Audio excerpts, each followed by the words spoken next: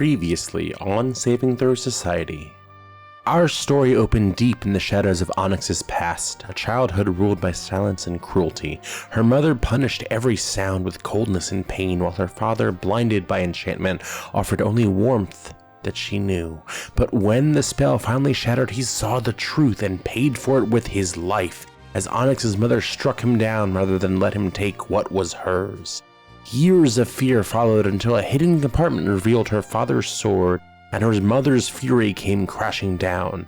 Onyx blacked out, waking to a room torn apart, her mother in pieces, with her imaginary friend Nyx insisting that she was responsible, though something darker lurked beneath. Back in the present, the bayou was no kinder, as Zeb, possessed by a hangman spirit, held a gun to his own head while demanding the party choose his fate. Al summoned a twilight sanctuary, driving the spirit out, but moments later dozens of identical men emerged from the swamp, each housing a spirit, one of them the hangman's new vessel. As the duplicates moved to capture the party, the spirit Damon whispered accusations to Onyx, sparking an explosive outburst. Chomp retaliated with his alligator jaws, and Damon seized the chaos to fire on the hangman's leader, Malachi, who redirected every spirit to attack Damon, fusing them together into a grotesque, writhing amalgamation of flesh and limbs. Della was snared by the horror. JJ dove into the mass to reach her, and Al's magic burned away the bodies, revealing a giant spirit cluster only Della, Lena, and Ensemble could see. Malachi struck at Damon, and Damon slipped into Lena's body and unleashed devastating magical blows, tearing Malachi apart, while Al finished the spirit swarm for good. With the danger finally past, the party fled into the bayou, Onyx steering them towards the refuge of Della and Lena's grandmother's shop. But what new truths await Onyx at the edge of the sanctuary? Can Zeb truly recover from Hangman's grasp? And what price will Lena pay for Damon's possession? Find out this time on Saving Throw Society.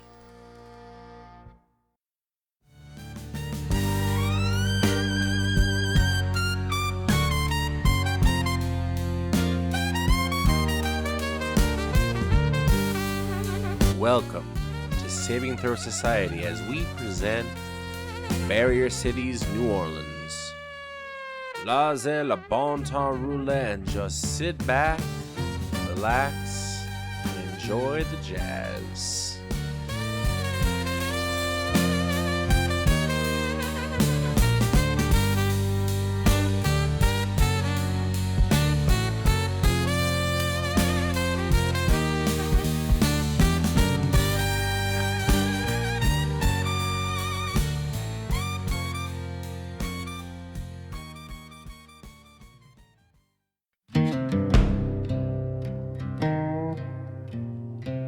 The lower 9th ward sits heavy with silence, the kind that settles into your skin. Block after block stretches out in uneven breaths, houses slumped against themselves, roofs caved in like broken ribs, windows hollowed out and staring blankly at the street. This is not a place of lively jazz of the city, but more the blues. Grass grows wild where living rooms once stood, swallowing foundations and creeping through the cracks in sun-bleached pavement. Rusted cars, long since surrendered to time, sit half hidden in tall weeds, and power poles lean like tired sentinels, wires hanging overhead. When the wind blows, it carries the faint rattle of loose siding and the sigh of empty door frames swaying in the heat. Walking through the more decrepit stretches feels like moving through the ghost of a neighborhood. Every shattered board and spray-painted X bears witness to what was taken. The air can feel heavy, too still, too quiet, as if the land is holding its breath. And even the birds seem to circle cautiously above the empty lots, and the sunlight feels harsher where trees were never replanted. It's a sad place, an aching place where the weight of loss hangs thick enough to taste. But then there are the people, the ones who stayed, the ones who came back. Their presence pushes back against the sadness like a stubborn green shoot breaking through the cracked concrete. On one porch, a fresh coat of bright paint gleams against the backdrop of decay, and on another, a grandmother sits fanning herself, keeping a watchful eye on kids who laugh as they race their bikes down the street.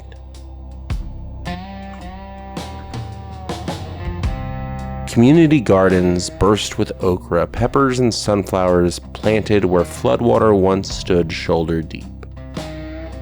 The culture here refuses to be drowned or forgotten.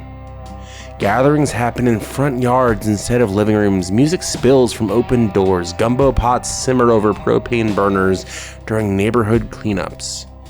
People greet one another, not just with familiarity, but with a shared understanding. We're still here.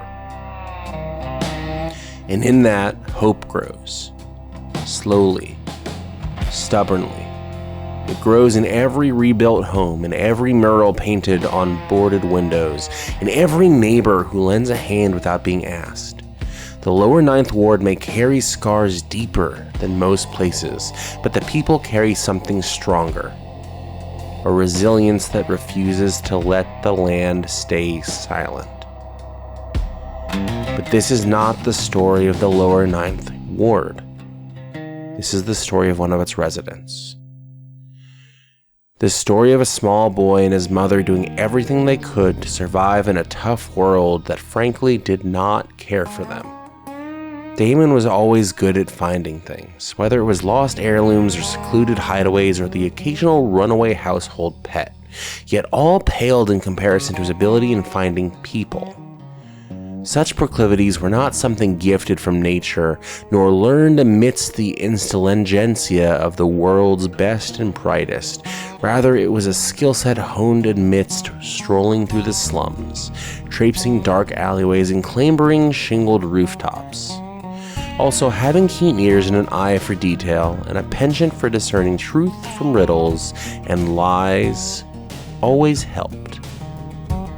It was a thing Damon had to cultivate from a young age, where the spark that ignited such interests began from adolescence. You see, he had never known his father, never met the man. Truth was, he probably never would. Yet an absentee father wouldn't rob the young Damon of something stable upbringing. Stable, if only for his strong-willed and independent mother, the pinnacle of hope that the 9th Ward holds. Elizabeth Whitley was an escort amidst the most destitute of alleyways and street corners New Orleans had to offer. The other boys in the neighborhood always had to remind Damon that she was indeed just a whore. Yet that was not to say she was a miscreant or a degenerate for her lot in life. All that she earned from sweet talk and her clientele was in service to keep that small ramshackle roof over her son's head. And though they managed to carve out for themselves some semblance of normalcy in the lowly slums of the city that still never stopped Damon from earning his own. The young boy's first business endeavor was not selling lemonade at some paltry little stand, was not delivering newspapers. It was finding things. More menial tasks neighbors had: local runaway household pets, a lost family locket, stolen pies from window ledges, and uncovering the identities of secret admirers. All the money Damon would earn in sleuthing was saved for him and his mother so that one day they could leave New Orleans and find themselves a new life outside its slums, outside the lower 9th Ward, and somewhere out in the countryside. But everything changed when one evening Elizabeth was out working and did not come home.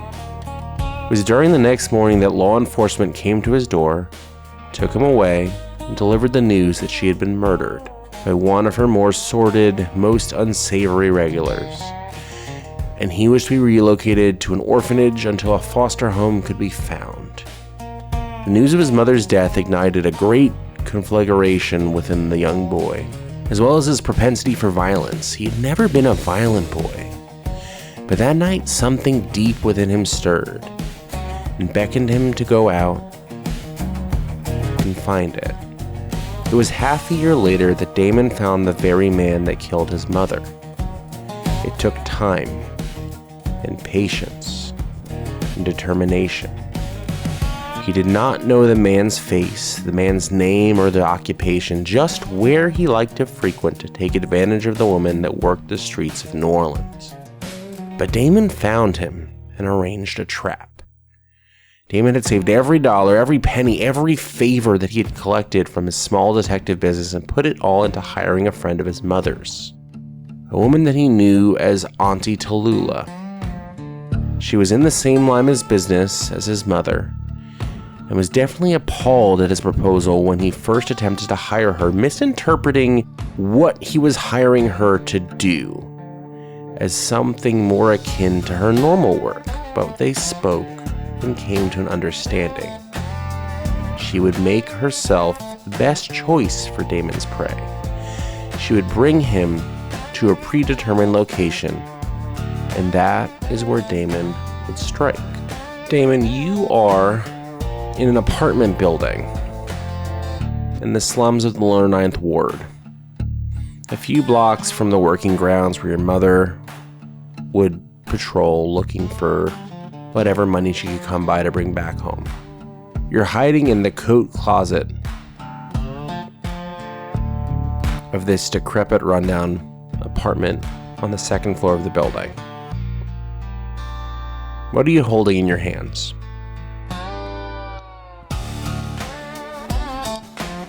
On my person, I have a cheese wire and probably a dagger of some kind.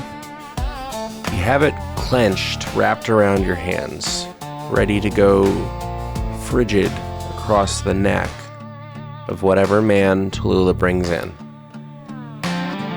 Describe how you're feeling in the moments before she arrives. Definitely feeling anxious, a little scared.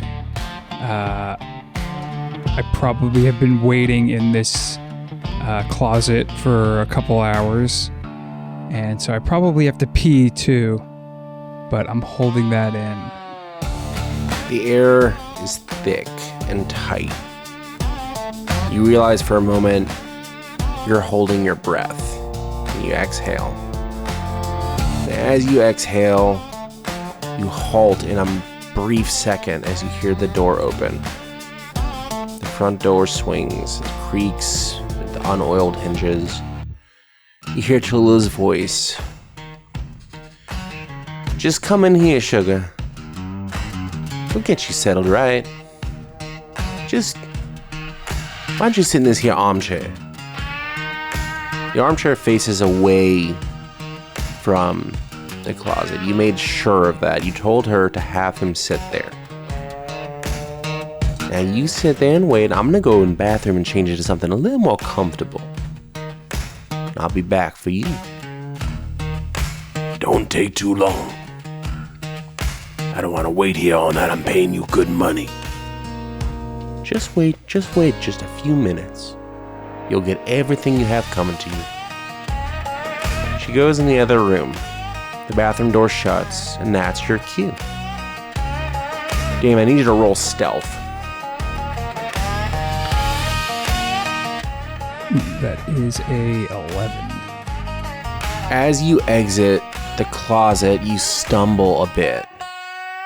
You can still save it. I need a dex saving throw, or you're gonna hit the ground hard, and he's gonna know you're there. Ooh, that's a 7. You trip and land on all fours.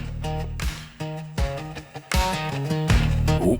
Hey, who's behind me? He gets up, he slams out of the chair. He's a big man. He's bigger than you, and you're not small. He's got darkness in his eyes from a man who does not sleep well at night.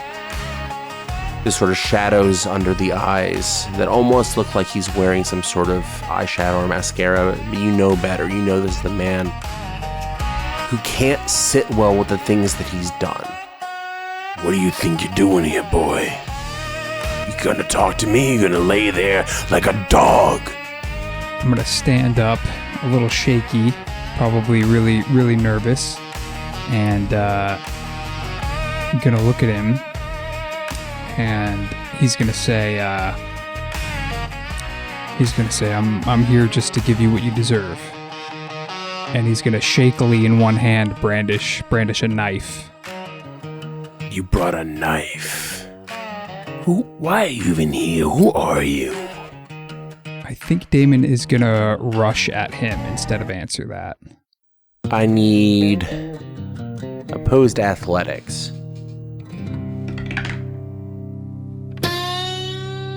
That's a 21. That's a 4. How do you gain advantage over this man?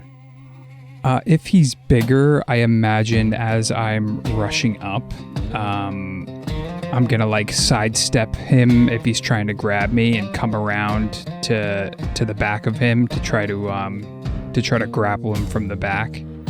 You're able to get him from behind. You have your arms wrapped up under his arms, holding his shoulders up against your chest. You have the knife, but you remember how he killed your mother. And in one hand, you're still holding the cheese wire. Yeah, so instead of stabbing him, I'm going to grab the cheese wire and try to wrap that around his throat and then pull it really tight. It cuts into his throat. He has a thick neck. And you aren't quite as strong as you'd like to be in this moment. You've been sitting in that closet for hours, and you feel scared. And he speaks while you're trying to get it around his neck. So this is what you're here for. Interesting choice of weapon. Are you that whore's son? What do they call her? Whitley? And as he speaks her name, I'm going to bite him on the neck really hard.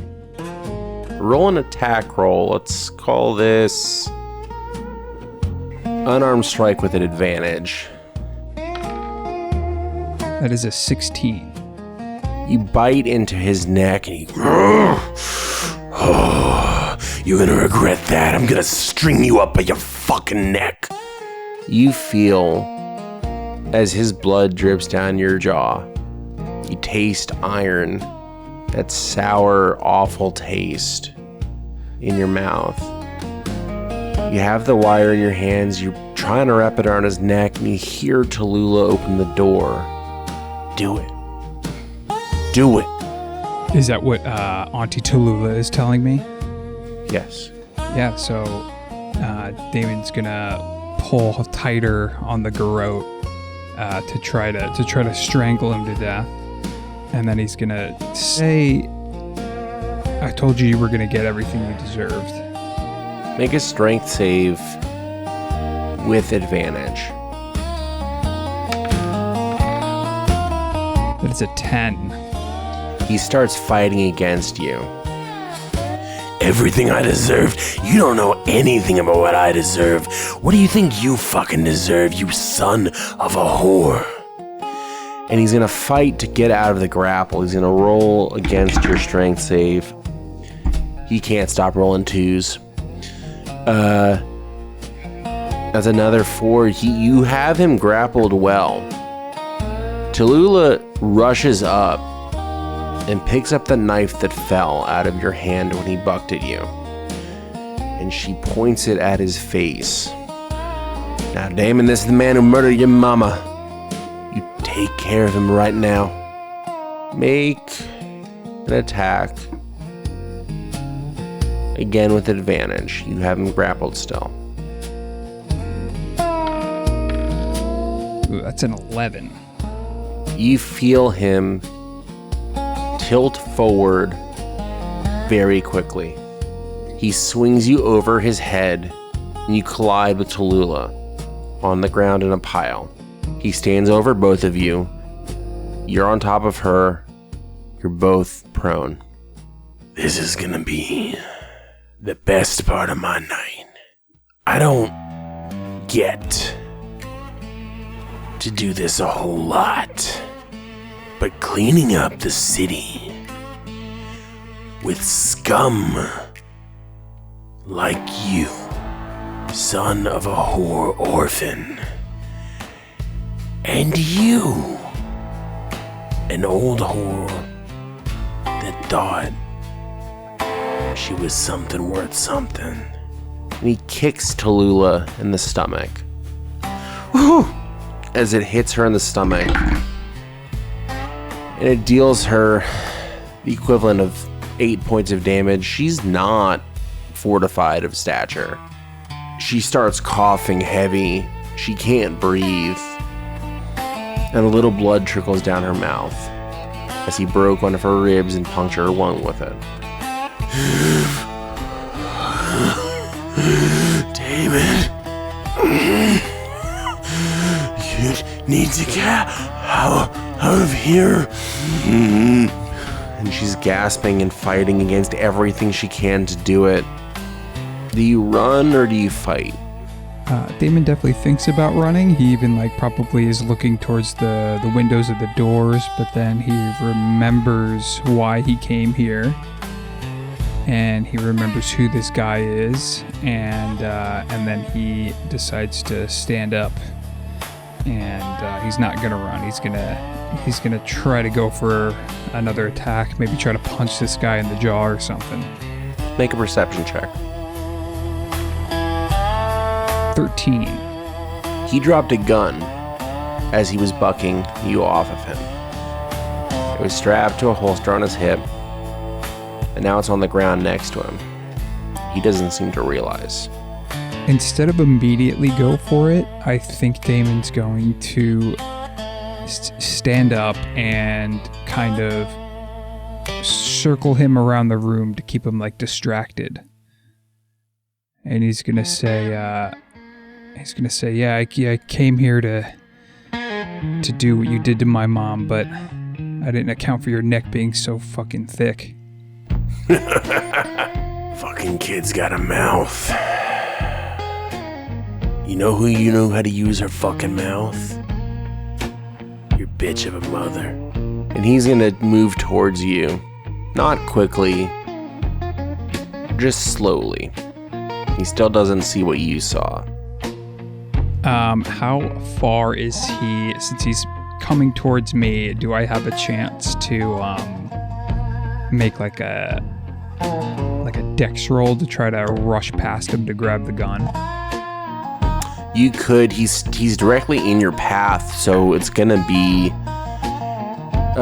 your dex versus his athletics.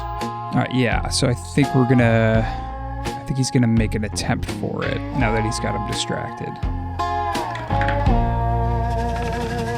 He rolled a 13. I rolled a 21. You easily make it by him and pick up the gun and point it at him. Is it like a revolver or something with a hammer on it or something? No, it's more of a standard pistol.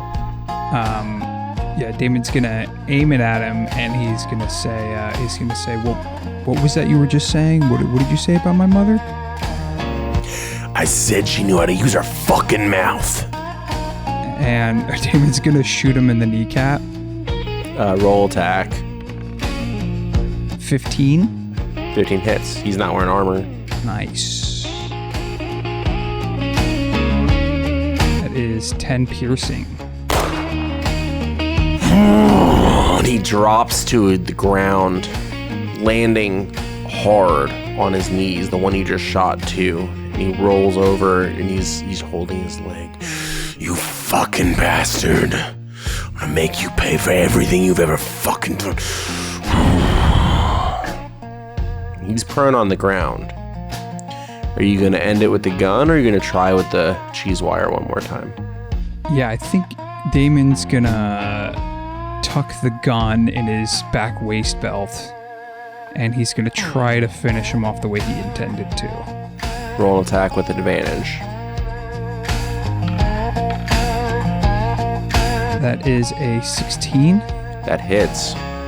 Go ahead and roll. Let's call this...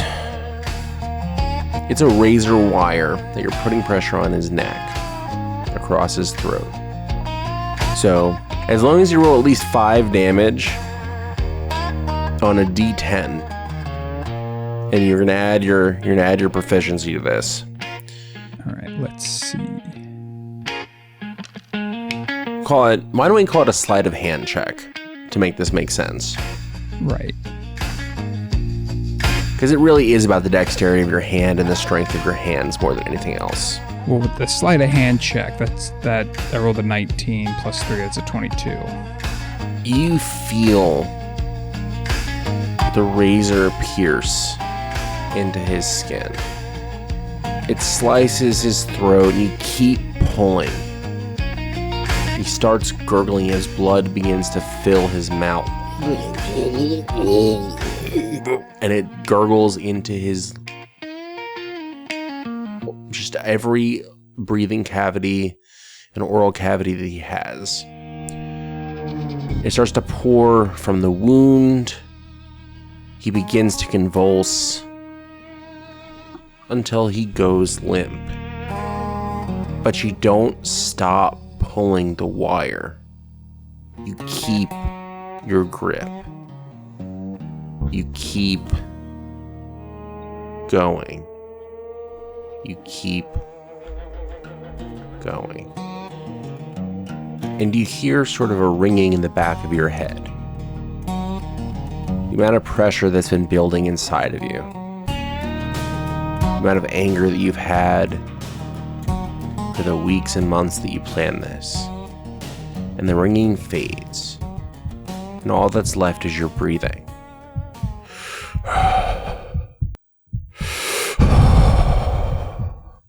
And it's shaky. And it rocks your whole body. And you comment. You didn't notice the silence at first, not really. Silence had crept in slowly like fog rolling over a road until it sort of swallowed everything. Your hands are still locked in that shape, curved and tense, remembering the resistance even after it's gone. And the cord now lays on the floor between you and him, looking almost impossibly small, like something that couldn't have possibly changed anything, but the room feels different now, tilted, off balance. You still hear your own breathing, ragged, uneven, too loud, much too loud. You feel like everyone in the whole building is going to be able to hear your breathing. They definitely heard the gunshot. The air feels thick in your throat, as if the world is forcing you to swallow something that you've done. And you feel small and like a child again. You had to grow up very quickly. And this is a moment where you feel very childlike. You don't want to look at the body, but your eyes keep drifting back, drawn to just the stillness of it. The absence of movement is somehow heavier than any struggle that had been with this bear of a man. You expect to hear shouting and footsteps and alarm, something. But the room's just quiet. Gunshots aren't uncommon in this part of the town. It's not weird to hear a gunshot. And it's not weird to not hear the police come. It's the small details that stick with you the hardest. The way his shoe lays turned inwards, the way a chair leans against the wall slightly askew from where he threw it. Signs that a moment ago someone had been alive and moving and doing human things, and now you have to face the fact that only one of you is still moving, still alive. Your pulse is thundering, but something colder has creeped in, something you haven't prepared for. You thought there would be triumph or maybe relief. Instead, there's only a tightening feeling between your ribs, a sense that the room was closing in. You wiped your palms on your pants, trying to erase the memory of what you've done, but the sensation lingers.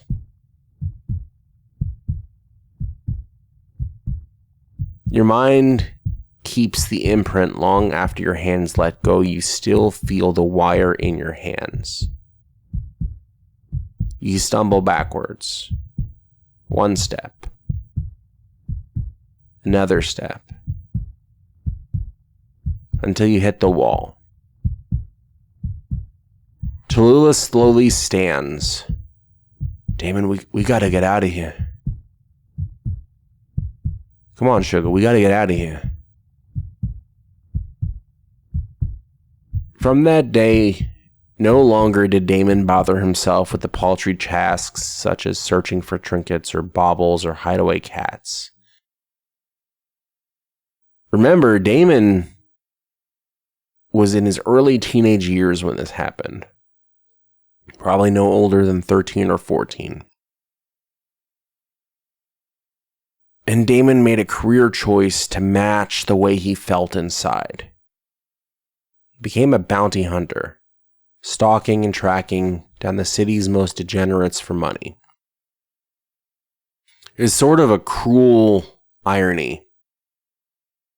The man you killed said he was cleaning up the scum of New Orleans by killing you, killing your mother, and killing Tallulah. And you chose to actually clean up the scum of New Orleans. Not the people that were trying to get by, the people living down on their luck, the people that had nothing else they could do, but people like him. You honed your skills, you kept his gun, and you became a marksman. You didn't ever do close-up, hand-to-hand sort of anything like that again. It's too close, it's too personal. It's messy. You used the range of the gun as a way to distance yourself from violence. The further you are from the things you're doing, the harder it is for them to come get you. Months turned to years, and the name Damon Whitley had gained some notoriety amongst the unsavory thoroughfares of New Orleans, as well as the local law enforcement. Yet not all publicity is good publicity. And soon enough, your accolades had earned the attention of a group that would change your world forever.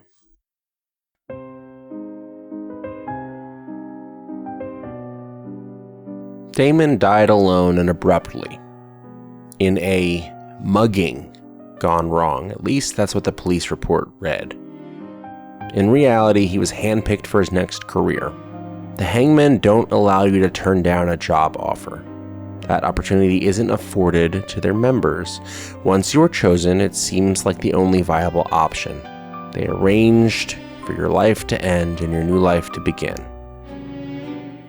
Not that you knew that, of course. You just woke up in a morgue, in a body you didn't recognize, with someone standing over you saying, "We brought you back. It was a horrible accident that took your life."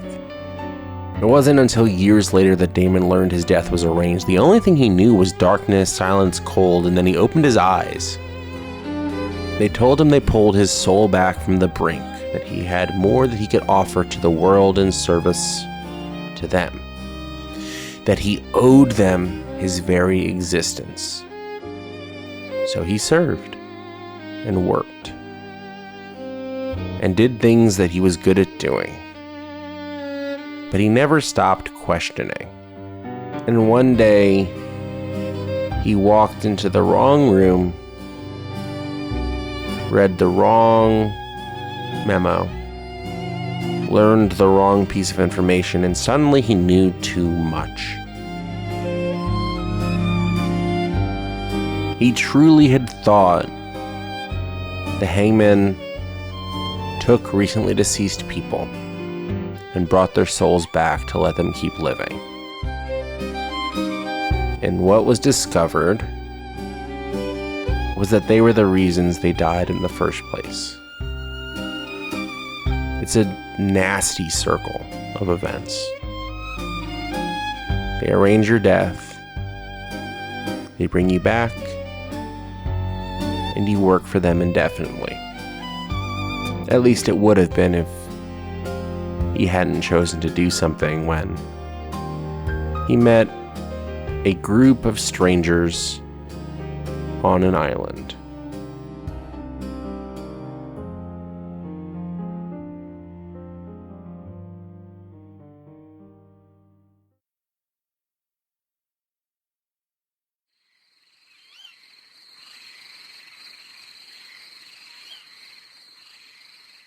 we open up on the scene of Onyx piloting this wonderful fan boat that the hangman so graciously left behind, and you're all heading into the water. But what I need first and foremost, I need wisdom saving throws with disadvantage from Onyx and Della.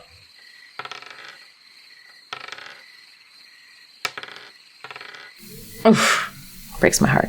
8. 22. With disadvantage? Yeah, I rolled an 18 and then a 19. Wow. And I have a +4. So as this happens, Onyx, you feel something sort of tug at your consciousness from the back of your mind, and it smells like burning ozone. It feels like crackling electricity static in the air. You turn around and look at everyone. No one else seems to notice anything's happening. And then it occurs to you, no one else is moving. The boat's not moving. You're not moving. But you can sense what's around you. What do you want to do? I'm going to try to call out to everybody around me to see if I can get any reaction. As you do, you hear a voice, not similar to like the voice of the hangman that you heard, but more coming from a distance. Hey, you big oaf. Let go, let go. Come on now, let go. Yeah, you with the sword, let go. Let go of what? I'm not holding on to anything. I feel you resisting me, you let go now. We need to talk, you. We can talk right now. You can let go of me. Oh. This girl, she go off to the bar with her sister. She make friends with weird people, bring them into our business. And he wants to talk to you. You need to come now. Are you friends with Della? Do you know Della? Do I know Della? I was there the day she was born, you. You need to get off the boat. Okay. Can I look around? If I were to get off the boat, is there somewhere for me to stand or is it just water? Make a perception check.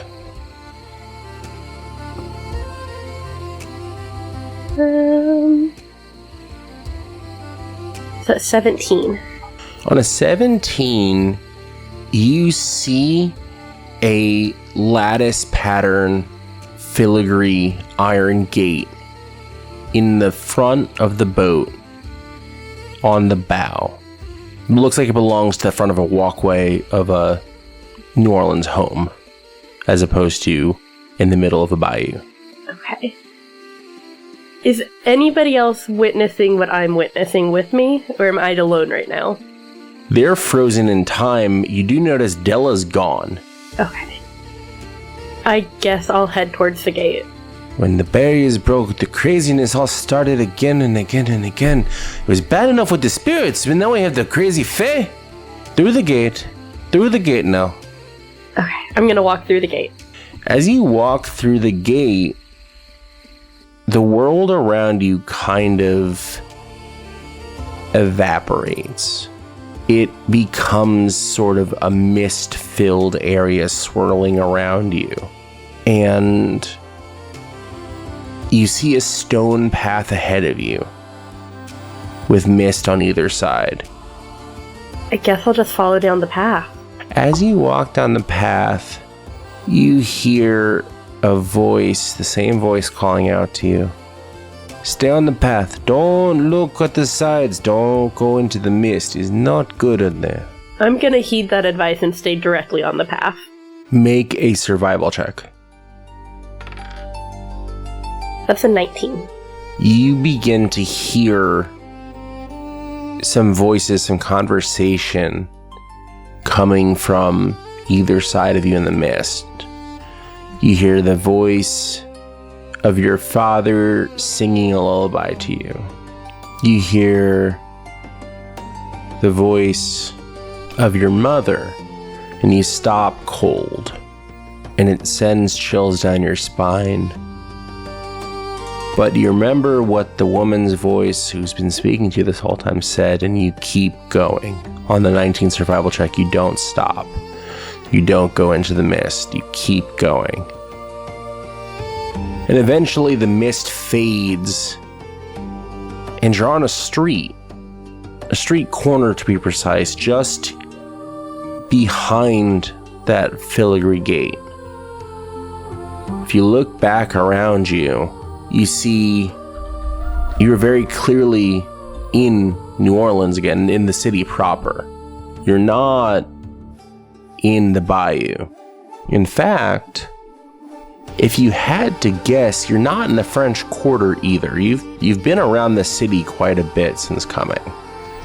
And you're not in the French Quarter, you're not in the bayou, but you think you might be in the Treme. Okay. Are there any people around? There's no people on the street, but you see abandoned tables set with gumbo pots going, the fire's still going, you smell the food with a burner. You see instruments on the floor as if somehow everyone was evacuated. It looks like they were all here, but aren't here any longer. The atmosphere is thick. You can still smell that ozone, still taste that static electricity in your mouth, that electric current. You look up ahead and you see a 2-story Creole townhouse with peeling pastel green paint that almost seems like the paint is older than the pavement and the shop that it's on, if that's even possible. And the sign reads, Le Main de l'Eau, and underneath it says, the Hand of the Spirits. The painting of the sign is lettering is painted viv, stylized interlocking design representing the guardian. You see a man with a bag. It's clearly meant to be the guardian of whatever shop this is. And while the paint of the house itself is this aged, peeling green paint, the sign and the image of the man there are crisp white lines, as if someone touches it up every chance they get. There's an iron balcony overhead, draped with colorful ribbons. But the ribbons aren't bare, they're entwined with bones carved with symbols and clusters of dried herbs that sway gently in the breeze. And there's small glass lanterns, each one glowing with flickering amber light. And no matter how hard the wind blows, the lights stay lit. You see Della standing just outside the front door at the end of the walk. I'm gonna go towards Della. Della, you were transported here immediately. You did not have the experience with the mist, with the passage. You didn't hear any voice. Instead, you were on the boat, you blinked, and you were outside your grandmother's shop. And that almost seems fitting for the kind of day you've had. Make an Arcana check. 6. You don't know what's going on. You know that you were transported here. If you had to guess, this is 100% your grandma did something to get you here and you're not sure what or how. What you do know is everything is fuzzy at the edges, which makes you think that you're not actually here. That this might be more a vision than an actuality. But you don't know what's going on. You don't know how you got here. You don't know why, as you turn around, as Onyx comes up behind you, why this person that you barely know is also here with you. But you're outside your grandmother's shop. Well, I think I would turn to Onyx and I would say, Onyx, how did you get here? I'm gonna look at Della and I'm gonna be like, I don't know, how did you get here? Fancy meeting a friendly face. Yeah, I just closed my eyes and all of a sudden I was here. Did the same thing happen for you? No, I walked down a creepy path, but where exactly is this? Well, this is my grandmother's shop. Is your grandma an old lady, perhaps? Is your grandma an old lady? Most grandmas are typically old ladies. So that's a real fun question. There could be magic involved. I don't know. I don't like to assume, all right? Fair. Hey, in this day and age, sometimes I met a grandma once who was like 38, so some stuff happens. Golly. You know. Okay. No judgment. No judgment. Hey, I would be rude if I assumed. I'm going to let Della know that I had an old lady talking to me and yelling at me and telling me to come here. And I just don't know what's going on. Okay, very interesting. Della takes a look around because she can sort of see the fuzziness, and she knows something is just a little bit off. So she's kind of being a little bit cautious. Okay. Do you go in at all? I crack open the door, and I don't put my whole body in, but I kind of peek my head in and look around. As you open the door, music begins to creep out. You hear familiar sort of Haitian Creole jazz coming out. A little bit of clarinet, accordion, piano. The kind of stuff that your grandma plays night and day throughout the shop. She says it creates the right atmosphere.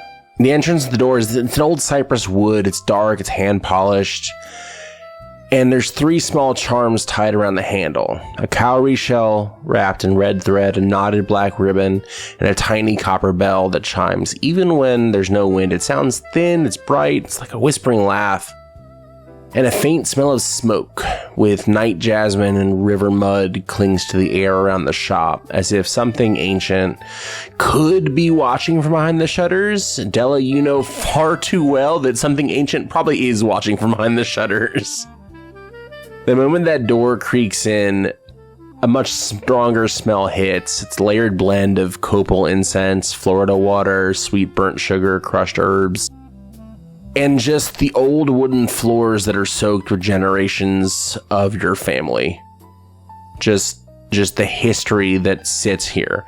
Your grandmother did not purchase this house. She grew up here. She's been here as long as she was alive, and this house has been in her family for that much longer.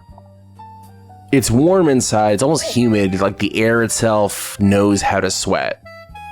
The light is dim, filtered through strings of colored glass beads and candles set in jars of honey yellow wax. Shadows dance on the wall as the lanterns go, making painted veves seem to move on their own. And there's shelves lined in the narrow front room, every inch packed with jars of roots or powders or bundles of sage or herbs, rows of candles in every color, some already burning, some waiting to burn, hand-carved spirit dolls, little pouches similar to the gree-gree bags you made in the last part of the day that before you left on the boat. Glass bottles filled with liquid that catch the light in unsettling but kind of beautiful ways. And just a sense of expectancy as you begin to open that door up.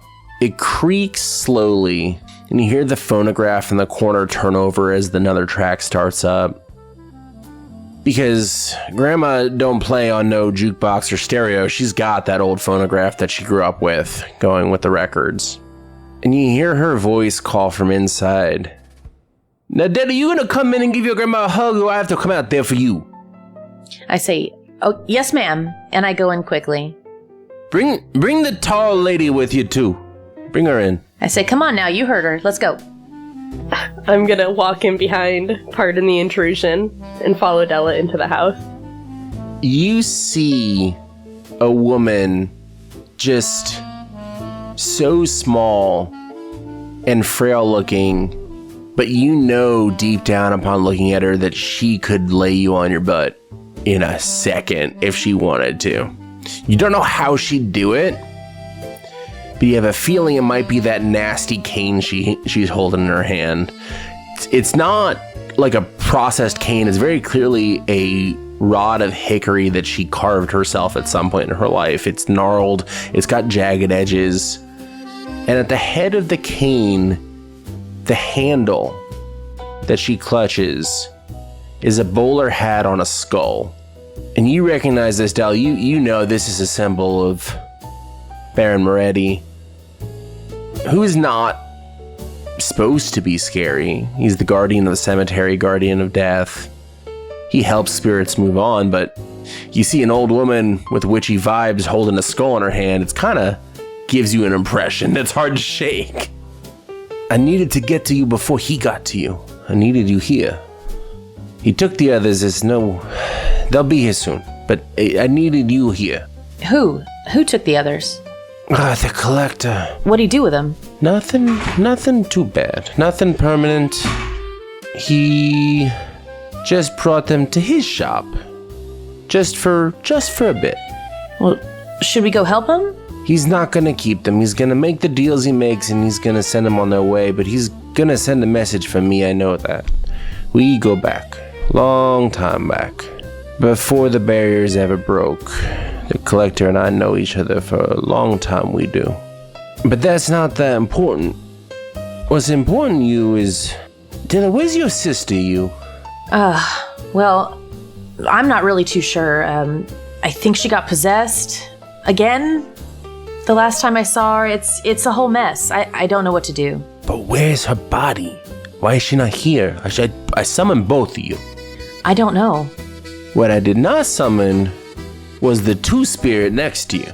I sort of push Onyx a little closer so that Grandma can have a better look at her. And I tell her, you stand straight. I'm just gonna stand very straight. Nice to meet you, ma'am. Thank you for letting me into your home. We don't use ma'am here. We don't use ma'am. You address me. You can call me Grandma Letty.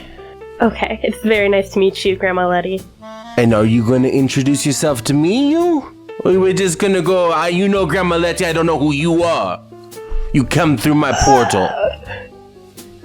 I'm very sorry. My name is Onyx, and I'm going to reach my hand out to possibly shake her hand, if she'll let me.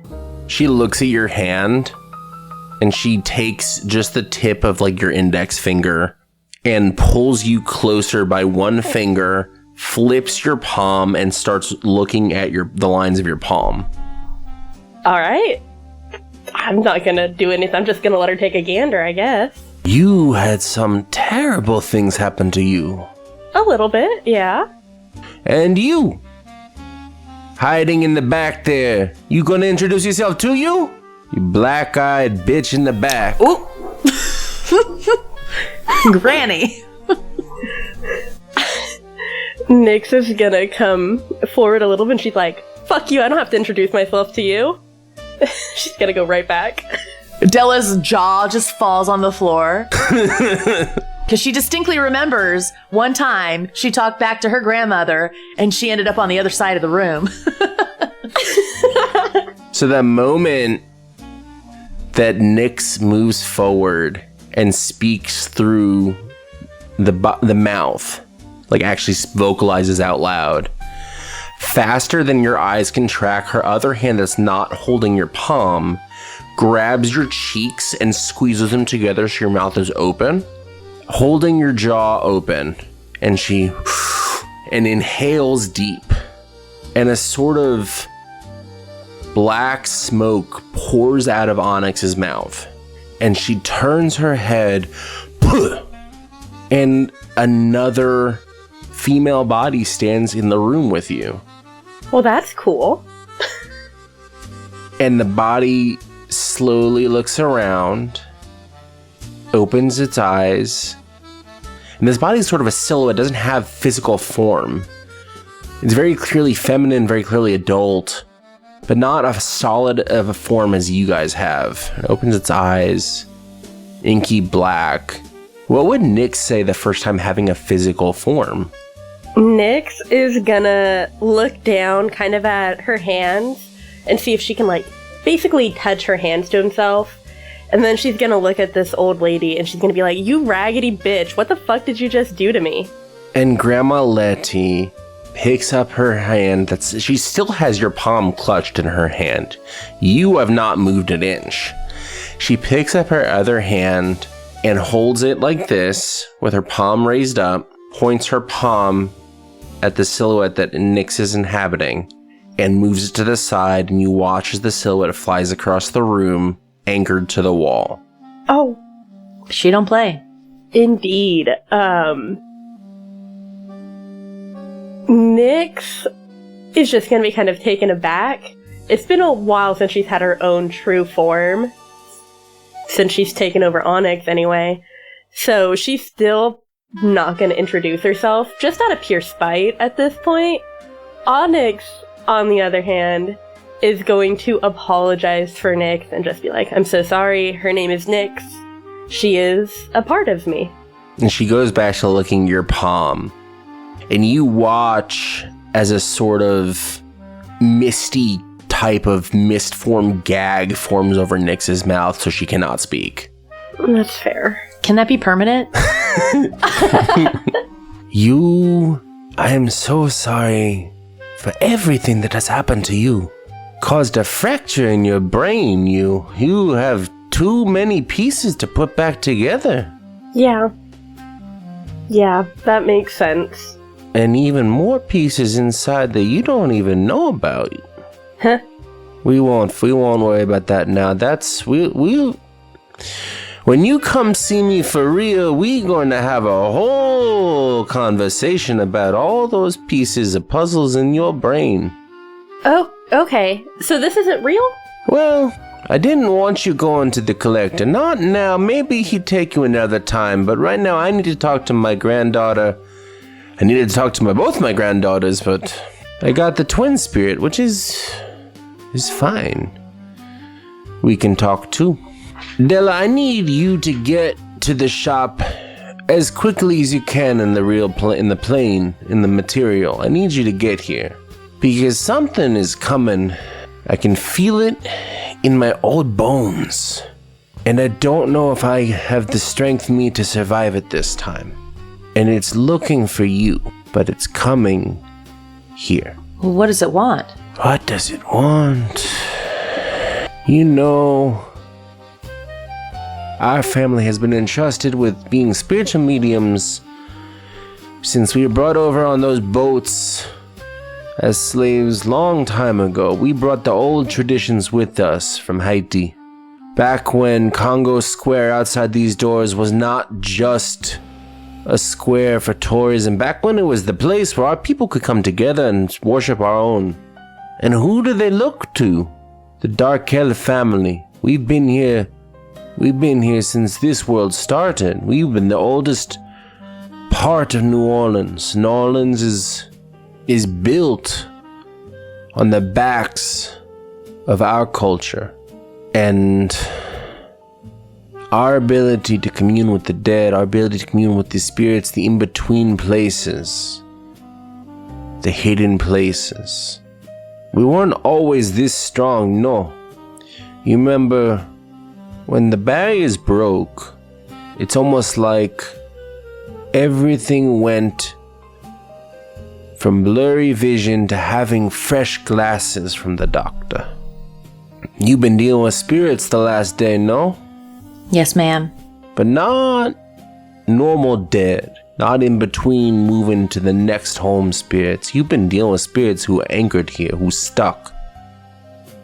Who's rotting from the inside out them. And you've found some other people. She looks at Onyx.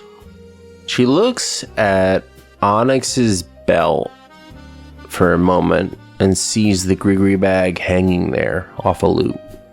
And you're helping them to see. Yes, ma'am. How kind of you to give our family secrets and our family abilities away to just everybody. Well, I just thought it would be the most efficient way for us to work together. I'm just, it's a joke. Grandma Letty jokes sometimes. It's a ha ha ha. And Lena came into her own, didn't she? She did. There's a lot of anger in that one, isn't there? She doesn't show it. Needs to let it out more. I think that her, and gestures toward Nyx tied to the wall, and Lena could learn a lot from each other, no. This one's all anger, lets it out all the time, and Lena keeps it all bottled up. We need to find an in-between space for both of them. If Nyx could, she would have continued to cuss her out and flip her off.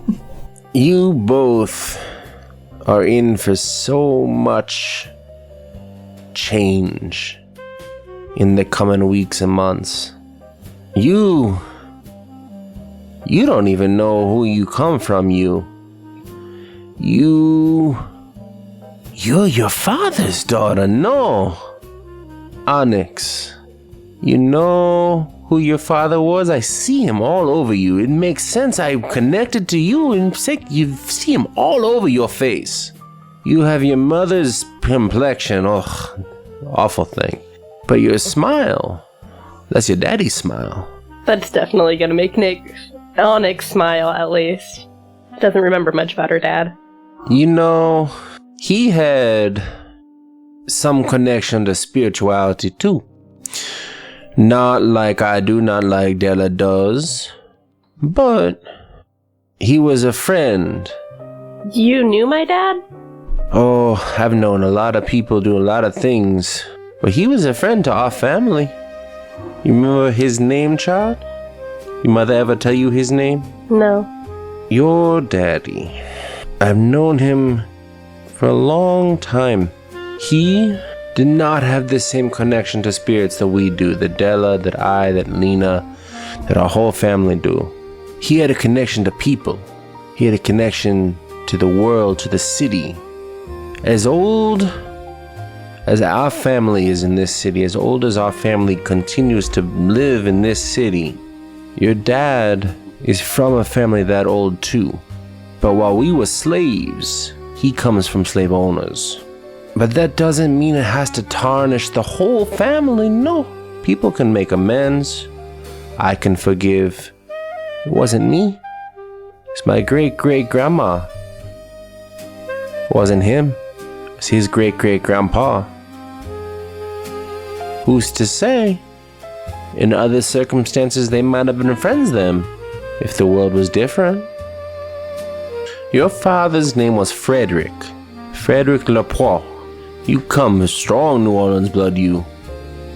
And he took an oath that his father took, that his father's father took when the world changed way back when, back before all the magic walked the streets. An oath to the city, the people of the city, that he would protect the city and the people. And he came to us. He came to my people. He asked, can you give us the power to do stuff? To do such? His family, your family, you have that blood. You got magic in you, don't you? You can do things you don't know how you can do them, you? Yeah, I guess you're right, yeah. Maybe there's a reason you come here. Maybe. Now, Frederick, he was much younger than I was. Della, he's closer to your mama's age. Or I say he was closer to your mama's age. Isn't that true? He disappeared a long way back to the point where we could no longer feel him. We can no longer feel his strength, feel his presence. I have a feeling something terrible happened to him. Maybe something that resulted in you and her over there. But old stories don't matter so much now as the present. We have to deal with what's happening here now. Yeah? Yes. Della. Yes, ma'am. I feel you destroyed a spirit. Is that true? Yes, ma'am. It's a tricky thing. When you pay a toll like that, you destroy a spirit, you destroy a living soul. It's tricky. You have to be careful doing like that. Or you know who's gonna come for you. And she holds up her cane with Baron Moretti's head on it. And it's carved into the wood. Not all spirits be doing good things. Not all spirits be doing bad things neither now. But he cares for all of them. What can you do to make amends? You best be thinking on that, because when he comes to you, you better have an answer for how you're gonna pay for what you done. Della sort of has a glazed over look in her eyes because she hadn't really thought about that before. So now she's definitely going to be thinking about how to rectify that situation. I'm not saying what you done was bad. I'm not saying it wasn't what you had to be doing. But he guards all spirits, not just the good ones. She turns and walks over to Nyx. You act like a big bad dog, barking your head off, biting whoever comes near. But the thing about barking dogs is their bark is usually a little bit worse than their bite and all. Are you gonna be a good dog right now? Or I have to keep your muzzle on you? Nyx will just nod her head in agreement. And the gag dissipates into mist. You are here, you formed out of necessity. She saw something so bad that her mind split and you appeared. You bark so loud because you act the front. You try to keep her safe. Is that true? Yes, that is true. Good. You're gonna need to keep her safe now. Lots of bad coming where you going. I got something that maybe help you. Got something to maybe help both of you. She pulls out a chest from under the staircase leading to the second story. And she seems to pull out way more items from the chest than seem to be a possibility for them being contained in. This chest seems to stretch into the floor somehow. She pulls out different things. Gold rings, globes of glass, an entire stool. And then she pulls out a sword, a very large sword. She doesn't seem to struggle holding it. And it looks like it has sprouting living vines and blooming flowers come off it. Now this is a sword entrusted to us a long time ago. My family hold this on, but it belongs to your family. If you're going to use it, you can never spill innocent blood with it. It will know, and it won't treat you kindly if you do. It will cut you back twofold for any innocent life that you take with this sword. But I think it's probably just what you need to protect your ward over there. She's holding it up to Nyx. Nyx is gonna take it, and she's gonna whisper thank you under her breath. Onyx, make an Arcana check. That's a 15. So this sword is radiating the same kind of magic that you sort of give off when you do your smites. Mechanically, without putting any extra magic into it, deals 2d6 piercing or slashing when you use it. So same as your greatsword, but it deals an additional 1d6 radiant damage for every hit. Ooh. And you get the feeling that it probably has some extra things hidden in there as well that it's capable of. Now you tell me, do you have something you've been meaning to do, some promise you've been meaning to make to redeem yourself for what you think you've done? Yes. Now what would that be? Humor an old lady. We just want to help and save as many people possible to redeem ourselves for what we have caused and what we've done. But it's more than that. You don't want to just help the people. You want to help the people that can't be helped without you. You want to help the broken, the people who have been shuttered back like you were, the people that were trapped like you were. Am I right? Yes, I want to help the people who were like me. And you black-eyed bitch over here, Nyx, as you style yourself after her name, you think you can abide by the rule of no innocent blood being spilled? Nyx is gonna look down on this old lady and just say, yes, you crazy old bat. The more I talk to you, the more I like you. Maybe we can be friends after all. Can't wait. Della, I'm gonna give you something too. You don't come away empty-handed. Don't worry, you. I got you. She pulls out a sealed perfume bottle. I made a deal for this a long time ago with Papa Legba. Not like the deal you made with T Malice. Don't worry about that, you. And she moves it back and forth, and inside sloshes a swirling silvery mist, kind of ethereal something inside. This bottle contains souls, but not ones passing between worlds. We're talking about the souls like you've been dealing with, and has the ability to keep those souls, keep them contained, keep them inside, where they can't be hurting no one and doing nothing unnatural, nothing against the way the world should be working. Now, if you go ahead and undo the stopper, you can do a few things with the souls. They have pent-up energy, pent-up power. They can do a lot of things. You can shatter silence. I'm not talking the silence of no words, I'm talking the silence of mind. You can steal the thoughts, the mind, the secrets of someone. Or, if you're lucky, you can trap a soul. Just make sure you trap the ones that need trapping and not the ones that just passing on. You hear? Yes, ma'am. So mechanically, this bottle can do 3 things.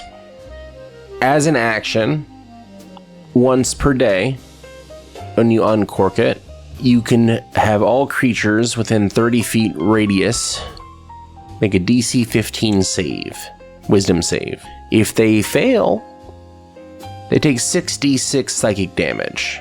Nice. If they pass, they take 3d6 psychic damage. They still take half. Also nice. Or, once per day, you can physically steal a creature's ability to communicate or speak for 10 minutes. Does the 10 minutes start when I use it, or is it whenever I want to use the 10 minutes? When you use it. Okay. And a secret that they are holding on to becomes known to you. Wow. That's very exciting. Or, and this is the last one, once per day, you can trap an unshackled soul. A soul that is unshackled from a body. You can't rip a soul from a body. If a hangman's possessing a body, you won't be able to take that soul out of the body. But if they are no longer possessing a body, you can shackle them to the bottle instead. Okay. She hands you the perfume bottle, this antique sort of glass, beautiful in the way that the glass is sort of formed into different patterns perfume bottle.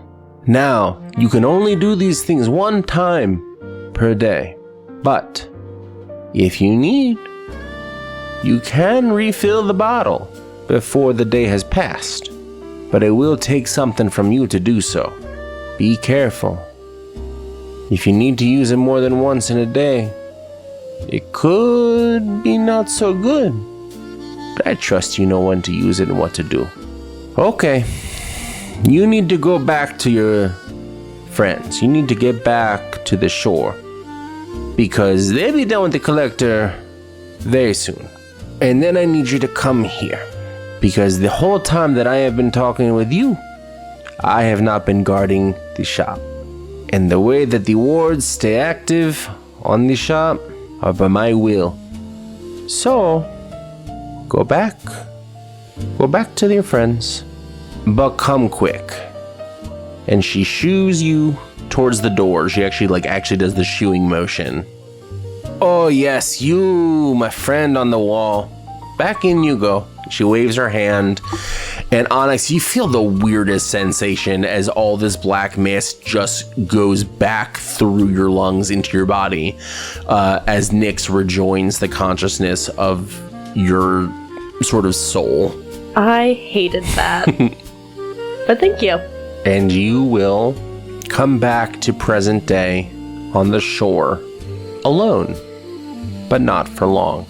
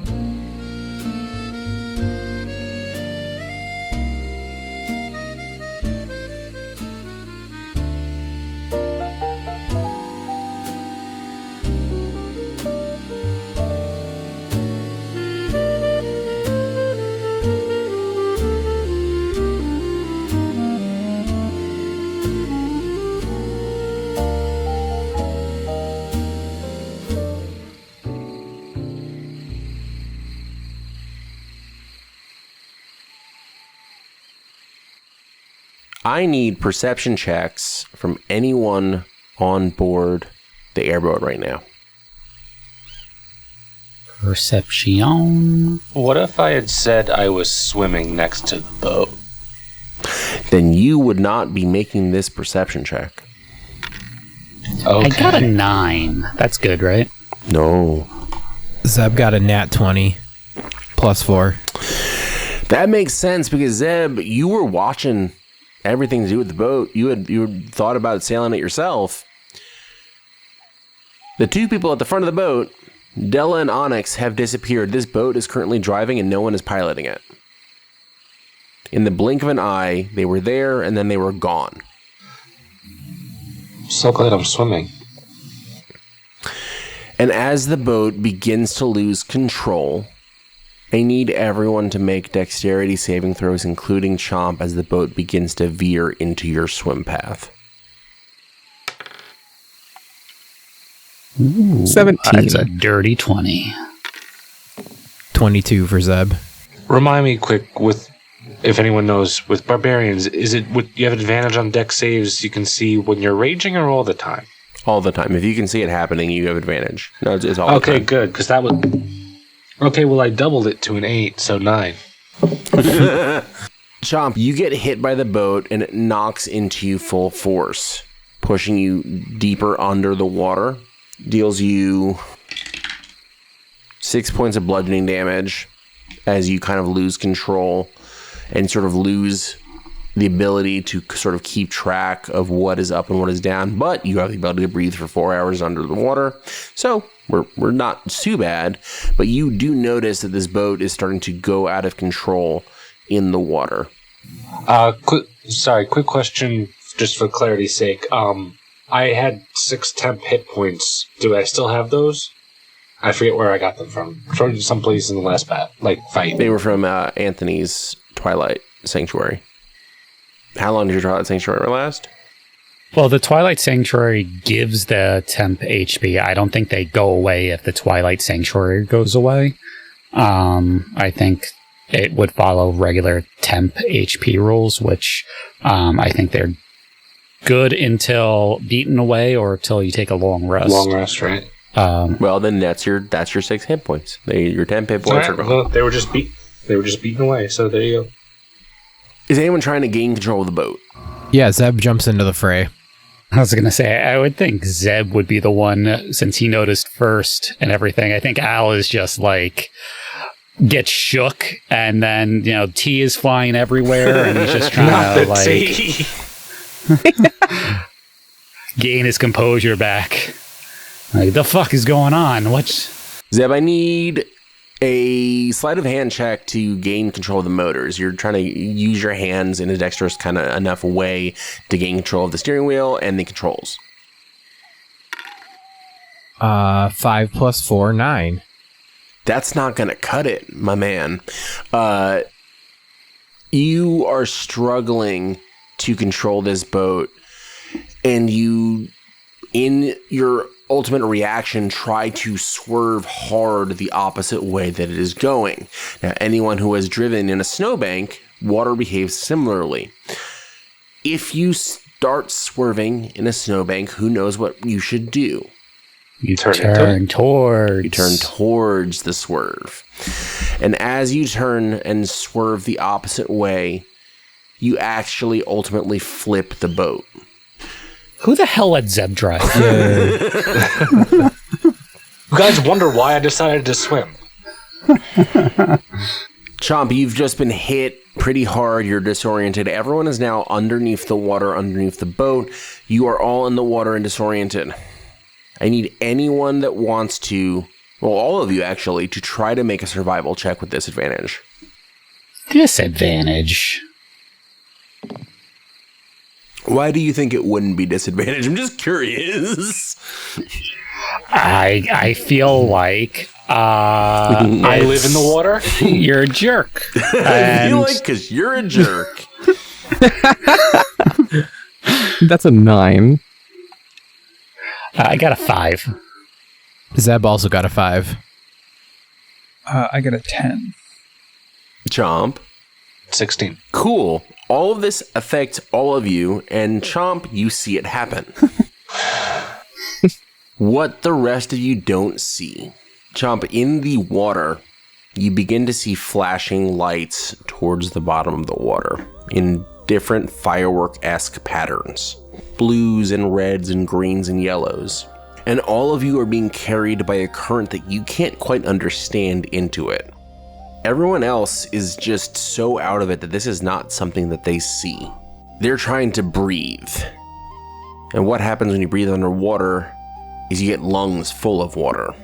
In D&D, you can hold your breath for the amount of time of your Constitution modifier, plus 1 minute. What's everyone's con modifier? I have a question. You don't breathe. You're right. 100%. Thank you. Okay. Fantastic. My con is a +2. You can hold your breath for 3 minutes. My con is a +4. You can hold your breath for 5 minutes. Zeb's is a +1. You can hold your breath for 2 minutes. And Chomp breathes in the water, and Ensemble just doesn't breathe. So there's that. No one goes unconscious, which is a plus. It goes dark. But strangely, the first thing you notice is it's dry. You are on a patch of stone with a great wooden door in front of you, and empty void pools of darkness surrounding your entire being. There is nothing else but the door. What does anyone want to do? Zeb's gonna go up to the door, and he would like to investigate to see if there are any ways to. Well, actually, let me ask this first. Is there like a doorknob There's or a like a doorknob. knocker or There's a doorknob. there's a doorknob? Mhm. Are there like carvings on the door, or is it just a wood door? Just a door. It is almost like the most nondescript door that you've ever seen. It just is like It's the Dooriest door of all doors. Dooriest door. The Dooriest door of the world. I believe we found the name of the episode, the Dooriest door. That's quick. Just for shits, can I investigate to see if there's any other way to open the door besides the doorknob? Sure. I mean, you can roll an investigation check if you want. I'll even give you advantage. Oh, hell yeah. I got a 12. It's a door with a doorknob. Hey guys, I think we can open this door with the doorknob. We're not underwater anymore, right? Like, No. we're in a whole different space. You are on a dry patch Right, of stone with a door in front of you and the blank, empty void surrounding you. What does this feel like to me personally, Sam? Not Anthony, but to Al. And to Anthony, too. Roll a history check with advantage.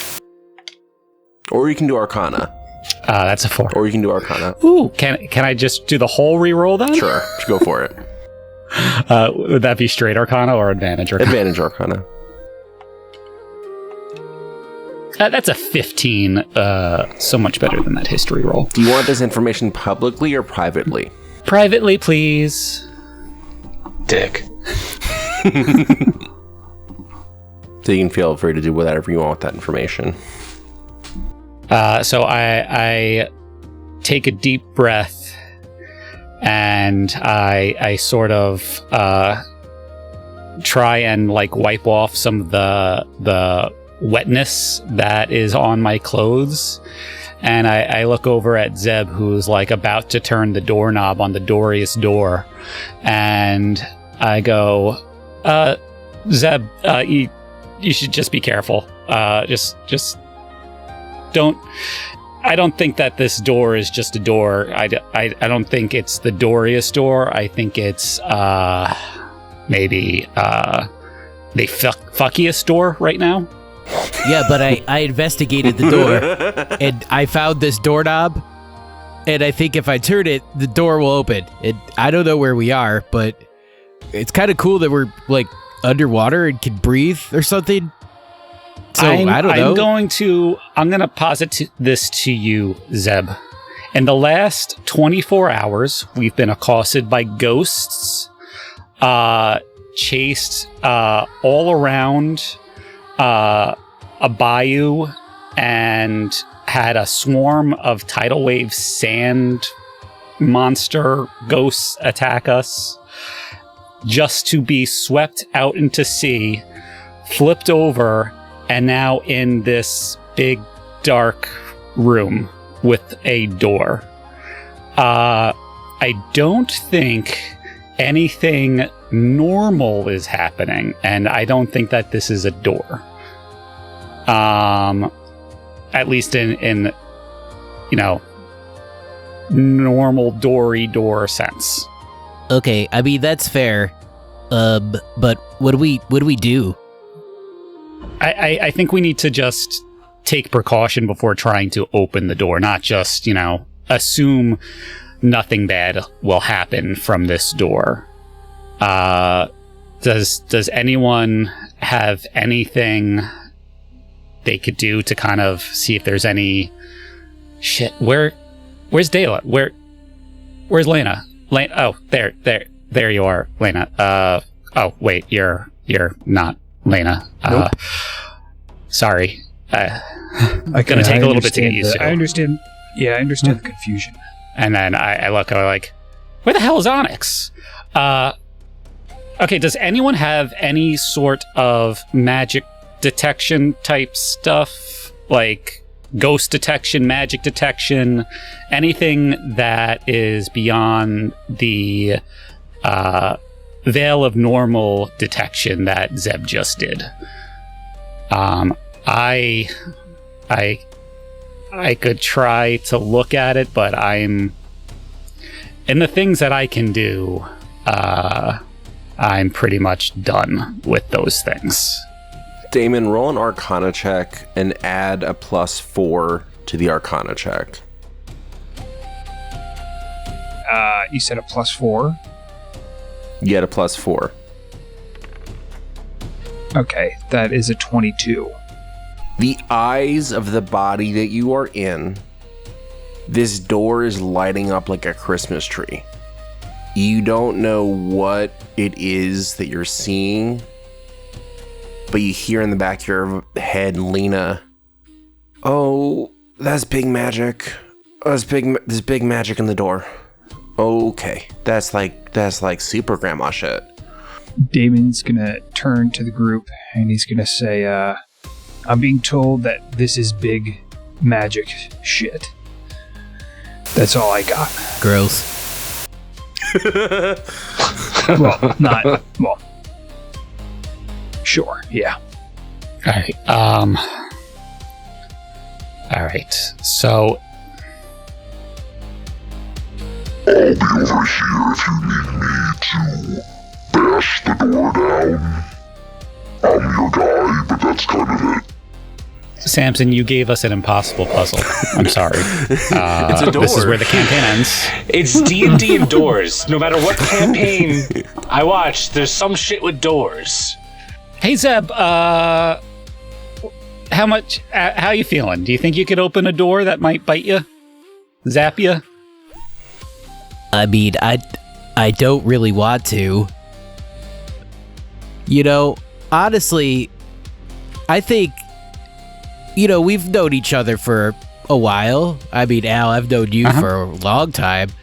But our little party's been together for, close to 24 hours at this point. And, David, I think this could be a good chance for you to prove some loyalty to our new group. Why don't you open the door?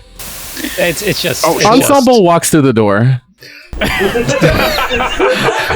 As Ensemble was walking, you just hear Al fade off talking about how it's not Damon's body, and I'm sure Damon would be fine risking it.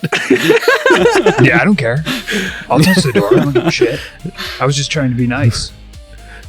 Ensemble walks through the door. You're in there. Does everyone follow, or is it just Ensemble's already through the door. I'm gone. I'm in. I'm over this conversation.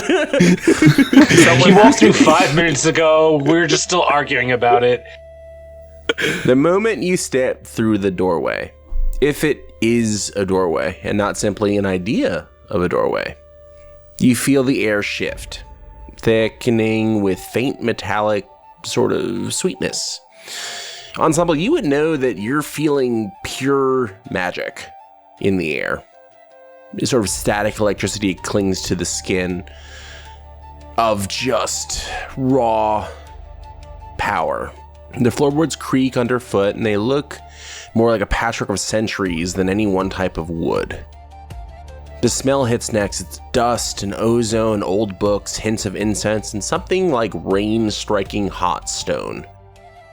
And light filters in from nowhere and everywhere at once, dim but glinting sharply off metal edges or glass surfaces. There are no windows. I want to stress that it is black void. And yet, you have to be convinced that this is sunlight and not some artificially constructed light source. A narrow path opens before you, though it seems to rearrange itself every time you blink. Tables crowd the walkway, their legs mismatched. One might be an ornate Victorian carving, another a welded construction of gears still turning.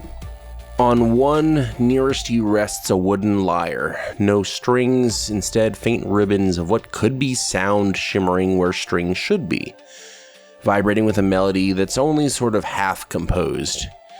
Besides it lies a brass spyglass crusted with barnacles dripping seawater that evaporates before it touches the floor. A cracked ceramic bowl holds 3 stones that rearrange themselves when not watched, forming new constellations each time you look back. Shelves rise along the walls in unsettlingly tall stacks, vanishing upwards into dim, dusty haze. The lower shelves hold an eclectic tangle of objects, a leather-bound book that twitches as if dreaming. A chipped mug labeled Monday, in a language you don't understand or recognize, but you still know deep down that it says Monday. A set of dice that glows faintly with unreadable runes, a glass vial containing a fluttering luminescent moth that never lands. Higher up, a clock with way too many hands ticks in uneven rhythms. A sword made entirely of interlocking copper rings hangs from a hook, its shape shifting like a snake stretching in sleep. A child's teddy bear, stitched from mismatched fabrics, lies slumped forward, one button eye sparkling with gold, as if watching you approach. Deeper in, the clutter thickens, a precarious mountain of damaged and pristine relics alike. Every step brings new details, tangled piles of keys with no locks. Rustling scrolls that ease and erase and rewrite themselves, a mirror reflecting not you but someone older or younger. You're not quite sure which, it keeps changing. A faint hum vibrates beneath it all, as if the shop itself is breathing around you. And you hear rustling from the back. You don't quite see, it's around a corner. But you hear a voice. "Oh, delightful. It's been a while since I've had visitors. Welcome to the in-between. I'm the collector. I greet all who come to visit, and I expressly love interesting guests. I haven't had guests in quite a bit." Al, make a perception check. Perception. While he's rolling, Sam, I just want it known. I want this recorded for all time. I hate this and I hate you. I'm not even going to lie. 5 minutes ago, I messaged Samson and I was like, is this the fucking collector? And he just cackled. What did you get in your perception check, Anthony?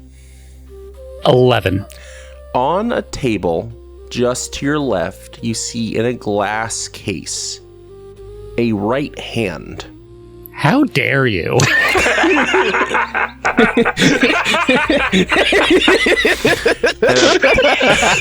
a brass plaque sits on the case that says, "A hand lent for a favor."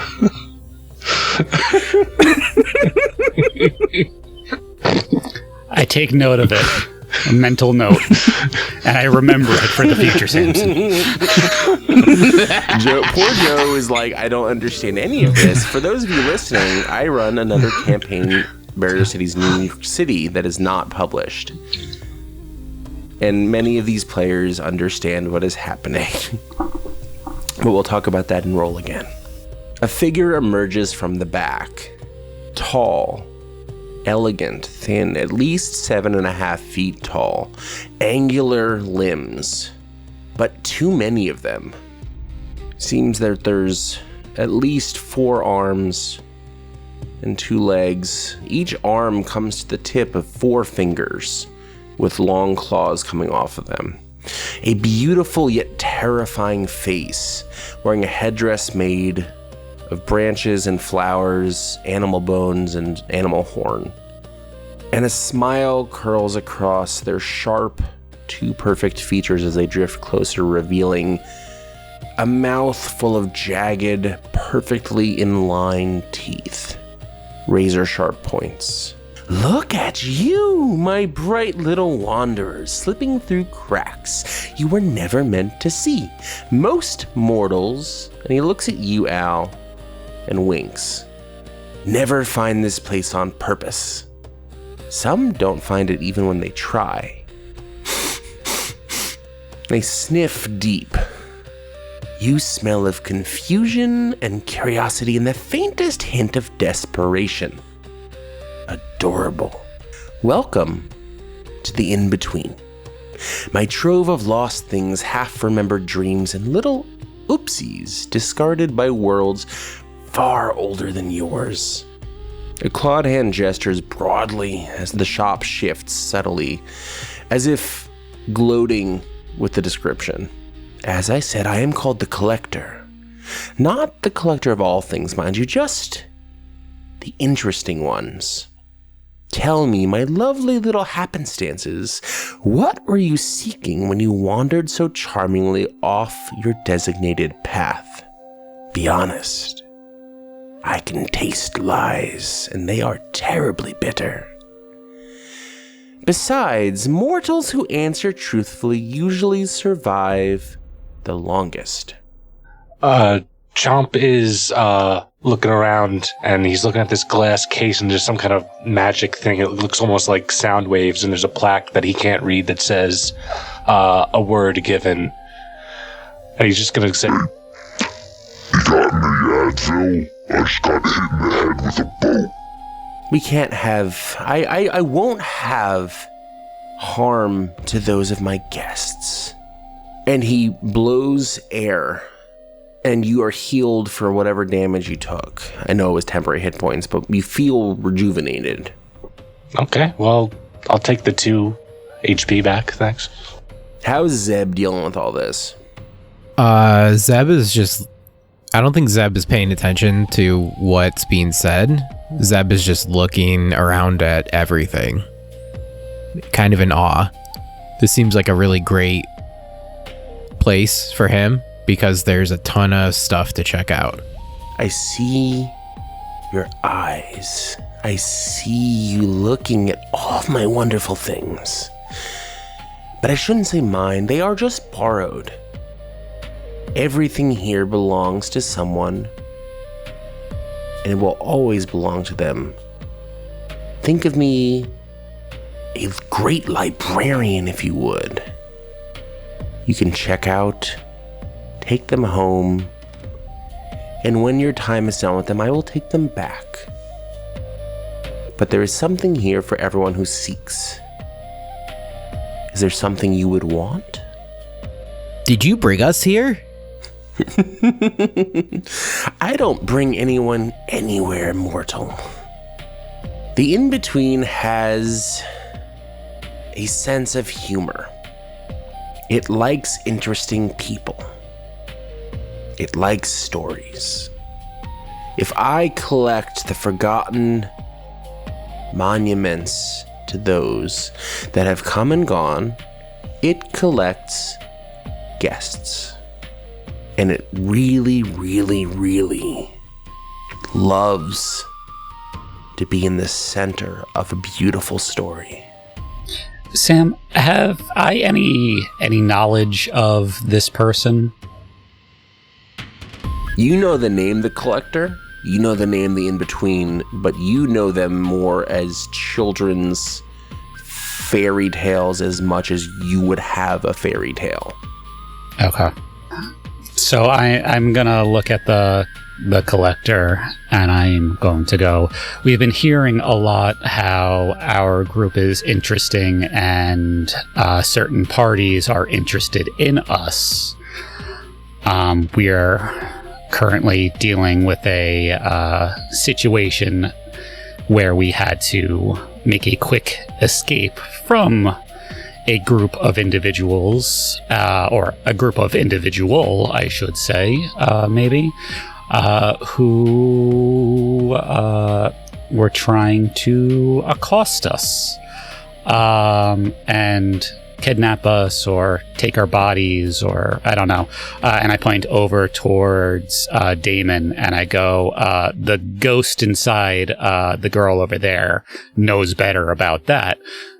But I know everything that you're going to give us will be at a price, and sometimes that price is definitely worth the risk for the reward. I would just ask that you speak plainly rather than in riddle when it comes to this group, as we've been through a lot, and they might not be able to understand your intent.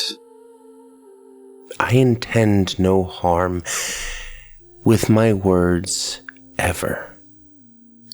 I only ask that for the wondrous items in my shop and under my care, the fair price is paid. And remember, they are only on loan, and all payment will be returned when they are no longer in use. So I would forgive you to presume who you think you are talking to. You may be coyly embedded with this group, and this is all out loud. But think not that I can't see the truth of you under the cracks of the mask that you wear. I am older than your entire family's history and lineage. I was here at the beginning of time, and I will be here long after it ends.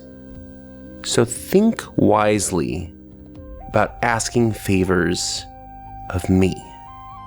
So Al is just kind of gonna nod and just kind of go, you're right, I should not have presumed anything of you, and just kind of step away and just kind of nudge himself towards Zeb as he's backing away. And then Zeb, as I get closer to you, I go, please be careful. Please just be careful. And I'm just going to start perusing. Zeb, make an investigation check. 9 + 7, 16. What would you look for if you had the opportunity to find any kind of item that could do anything for you? What's something that you would look for? Something, and don't think about it in terms of an item. What do you want it to do for you? What are you hoping for? Well, I guess Zeb's kind of where Zeb was thinking of is he's getting a bad vibe from Al, and he knows that Al is pretty level-headed, so he's ultimately trying to find a way out of where he's at.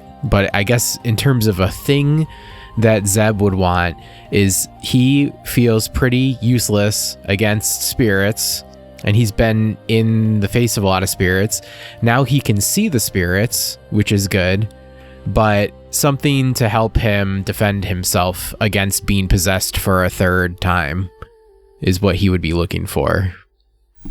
You walk around the tables and you find a sewing needle. This is not something that you would usually look at, but it's slim and made of bone, and through the eye hole is a patch of silver hair. And your eye catches it, and it seems like something in it is pulling at you to pick it up. Zeb hovers his hand over it and stops and looks at the collector and says, Can you tell me about this needle? This is a whisper stitch needle. It's made of the bone of an ancient king long past, threaded with a patch of his daughter's hair. With 10 minutes of work, you can stitch a whisper into a cloth. Mechanically, what you would intuitively know, because this item sings out to you what it does. It's +2 to your AC, resistance to 1 damage type of your choice that changes every day, an advantage on 1 charisma saving throw, on 1 saving throw type of your choice that you can change every day. There is a cost to using it. Overuse will tear the fabric between worlds. Each time you enchant a new garment, there will be a chance of splitting dimensions. But it's just a chance. What is the cost of taking this item? You see a blank price tag, white, simple, plain. As you are crouching to look at it, the collector looks at you. Oh, my dear, you have a loose thread right on the hem of your shirt. Do you mind if I just clip it? Wouldn't want your shirt to tear. Are you gonna try to boot me? No, you're in my shop. I thought I could do something kind for you. I appreciate that. But I would like my bodily space respected. That's fair. You look as if someone that could be formidable if given the chance. Would you stand closer into the light so that I can see a better look at you? Zeb stands up. What a nice silhouette you had. And the tag reads paid. You didn't see when it changed, but the word appears on the tag that says paid. Just for myself, did you say silhouette you had? Oh yeah, I caught that too. I just want to make sure that's what I heard. That is. Okay, just checking. Bye. That's scary. You hear a voice from behind your shoulder, Chomp. You seem like you feel protective over people, over things that you care about, over creatures. I bet there's something here that could help you protect them better. The jumps like 10 feet in the air. What the fuck? Don't be afraid. Go have a look around. More to get away from whoever the fuck that was. He'll start shuffling through the shop, I guess. I know Chomp is not great at this. Make an investigation check. And Anthony, it was just very quietly to Zeb that you said be careful, right? Yeah. Okay, just checking. 18 minus 2. That's not bad. 16. You come in front of an hourglass that never seems to run out of sand that it is spilling. But the sand flows upwards, and it calls to you. You have no use for a timepiece. It doesn't make sense. But it calls to you. Time is happy to lend, but never to forgive. You're interested in the hourglass of borrowed time? Is that what this thing is? It's nice, I guess. What is it? So when you flip the hourglass as an action, you gain 1d4 plus 1 rounds of borrowed time. During those rounds, you have 2 full actions during each of your turns. You cannot die during those rounds. If you come to 1 HP when knocked to 0, you will proceed to stay at 1 HP no matter how much damage you take. Damage you would take accrues as temporal debt. That sounds scary. When borrowed time ends, you take all stored damage at once as one hit. Shit. If you survive, Oh my god. you suffer 1 level of exhaustion. And if the hourglass is used again before finishing a long rest, you must roll a DC 18 con save or age 2d10 years. So does Chomp understand all of this shit? Chomp understands that if he uses the hourglass, he becomes infinitely more formidable during the time that it is active. Does he understand all the bad shit that Roll an intelligence saving throw. Does Chomp understand the magic?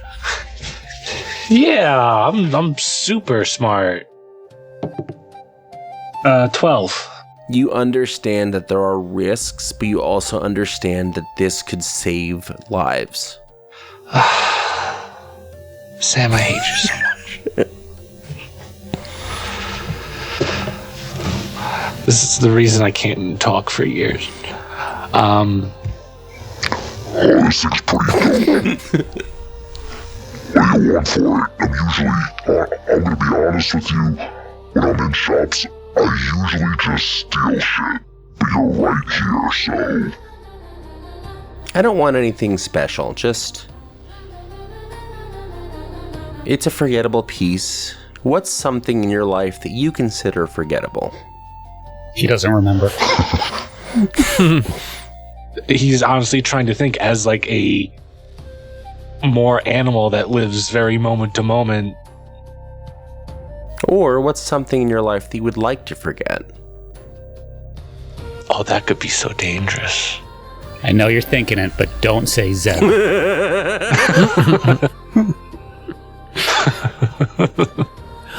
Unforgettable. That's what I am. Oh no.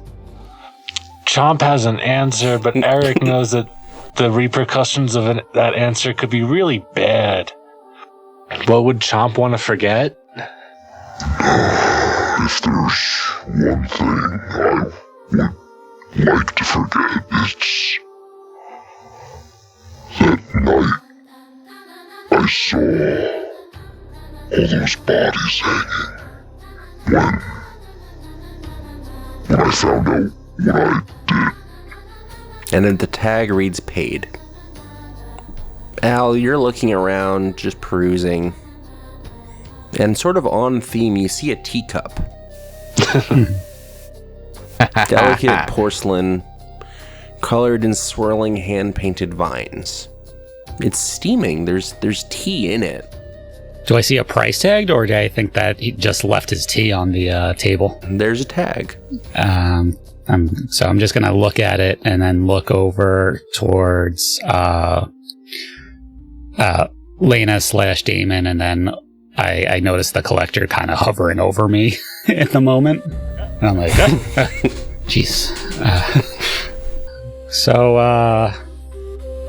Fresh tea for sale, I guess. This is the teacup of shared heartbeats.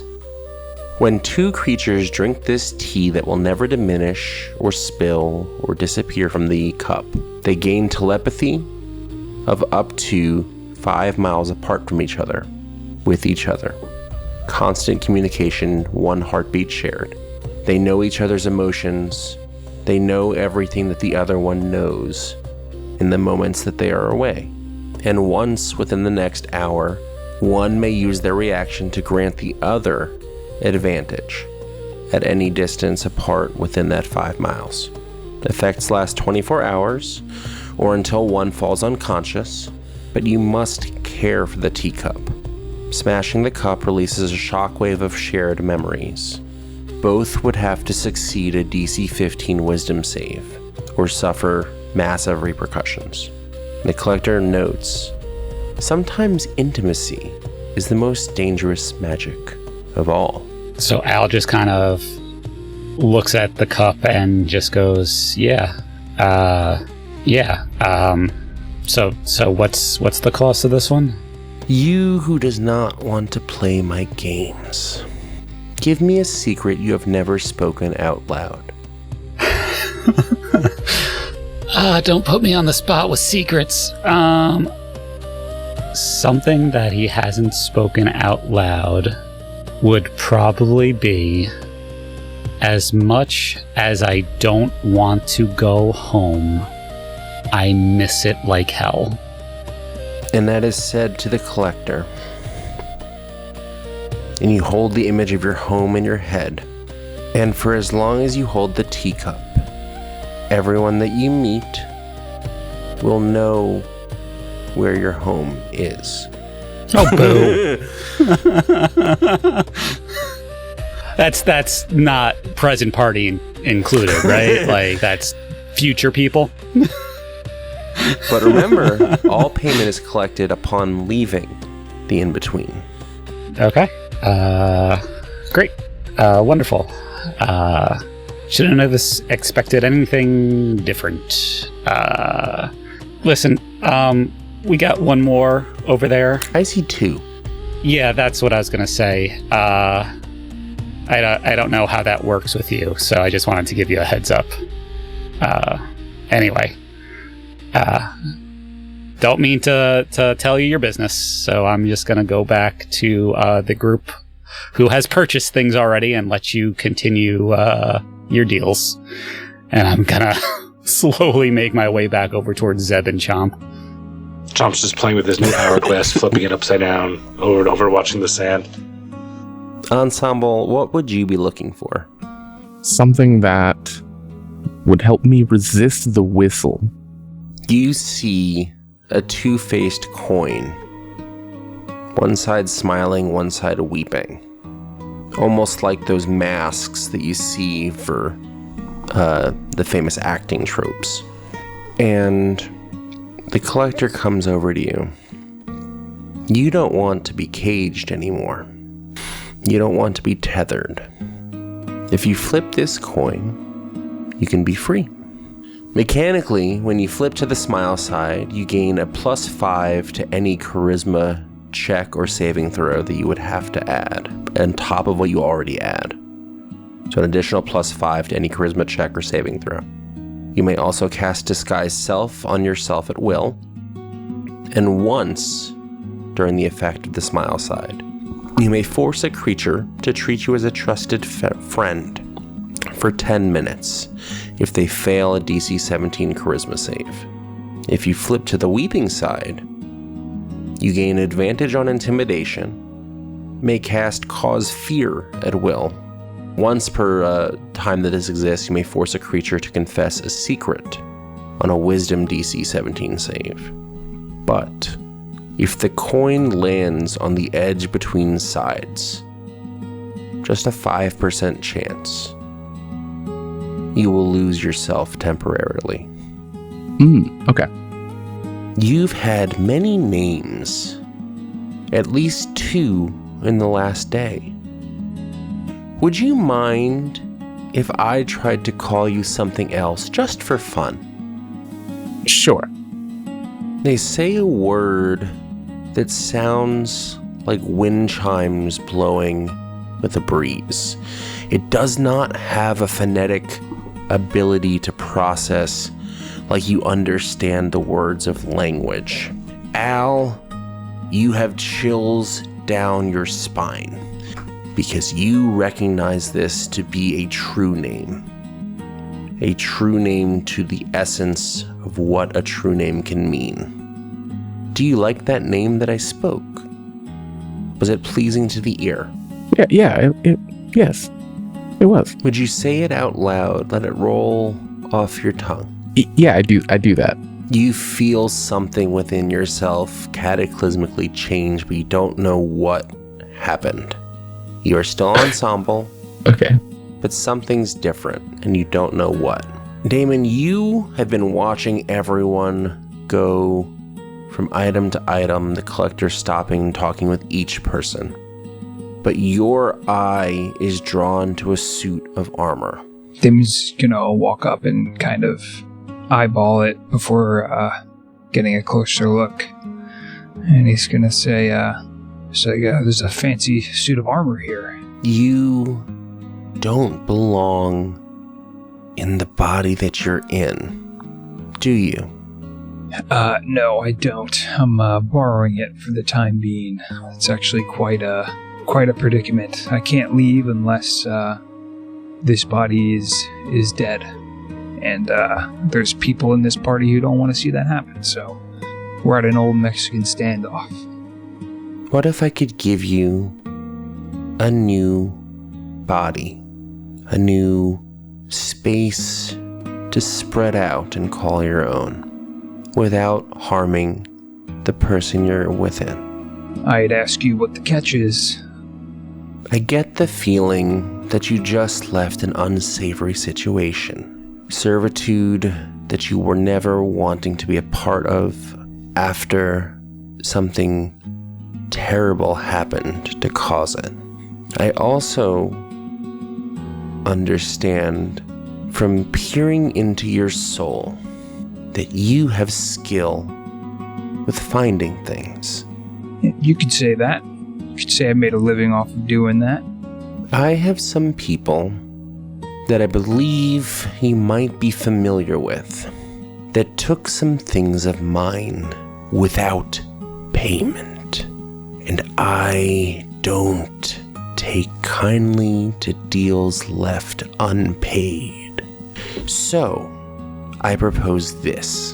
You can have the vessel, a new body to call your own. It will come with power, it will come with strength and dexterity, and parts of my own being intertwined within its fabric. But you will work for me until those that took what is belonging to the in-between have been brought before me so that I may take what is mine. And once that's done, am I free to leave? If you wish, you are free to leave once that is done. But ye may find a new purpose here. Only if you want. I do so like the process of collecting, and I'm always looking for those that would go out and collect for me so that the in-between can have ever more objects of wonder and value. But for now, I only seek those that took from me. They go by Hangman. And Damon will he was looking at the soup, then he'll turn and he'll be like, "Oh, I think you're speaking my language. I'm after those bastards as well." Then we have a deal. Service for a place to rest your soul. Yeah, count me in. I'd say that's a fine deal. You feel yourself leave Lena's body. The suit of armor feels vacant as you enter it. It does not feel like flesh, does not feel like any body you've ever been inside. It feels like you're a living weapon with the purpose in mind of the collector. Damon will get into the suit and he'll kind of move around a bit, start walking around. It takes a little bit of getting used to because I feel like bodies are more fluid, where this is a little bit more rigid. So he's kind of walking a little bit too stiff at first, but he's gonna start getting used to it. He's gonna say, "Oh, this feels heavy, but I'm sure with time it'll get lighter." What a wonderful day of transactions we have had, everyone. I believe that everyone came for something that they found, and they can now leave richer and happier and more fulfilled. And he says that last part, pointedly looking at Al. How dare you? He looks at Lena. "My dear, I am sorry that we weren't able to make a bargain, but I don't believe in leaving empty-handed." And he takes a flower from his headdress and places it in her hand. say hello to your grandmother for me. It's been a minute since we've spoken. I'm still waiting for the day that she no longer needs the item she took from my shop. She'll know what the flower means. You can all leave the way you came in. The door will take you back. And don't worry, I'm not going to place you in the water. Okay, that's what I was going to ask. Because back, it wasn't exactly, we weren't coming from a good place. So we're gonna talk for 5 minutes about opening the door again, or we're just gonna go? Al starts to hesitate. Samson, you said that the payment doesn't happen until we leave the in-between, correct? Yes. So does Zeb feel any different right now? No. Okay. Zeb's gonna go out the door. Zeb starts walking. As Zeb starts walking, Al is gonna go over to Damon in his new body and just go, I guess we're splitting up from here. Thank you for the help that you gave us. Yeah, no problem. Sorry I couldn't give you more help, but that's how those things go sometimes. So listen, I know we kind of got off on a weird foot because I guess you were part of the group attacking us, and then you were inside of Lena, and it was just kind of awkward for a bit. But you definitely, we're glad to have you on our team for a little bit, and you're welcome anytime. If we're alive and you're around, feel free to join us. For now, would you like to help me test this teacup? Sure, but I don't know how I'm supposed to help with that. Well, I imagine the sipping is more symbolic than gastrointestinal. Sure. You know what? If I guess I'll just place it into my. I imagine the suit of armor that Damon's in is like. Is it like a medieval kind of relic-looking thing? Yeah, you have like a full visor helmet. You could tip back your visor and pour it in there. Sick, yeah. So he'll throw back the visor to reveal like nothing on the inside. He'll be like, you can just pour it somewhere around here.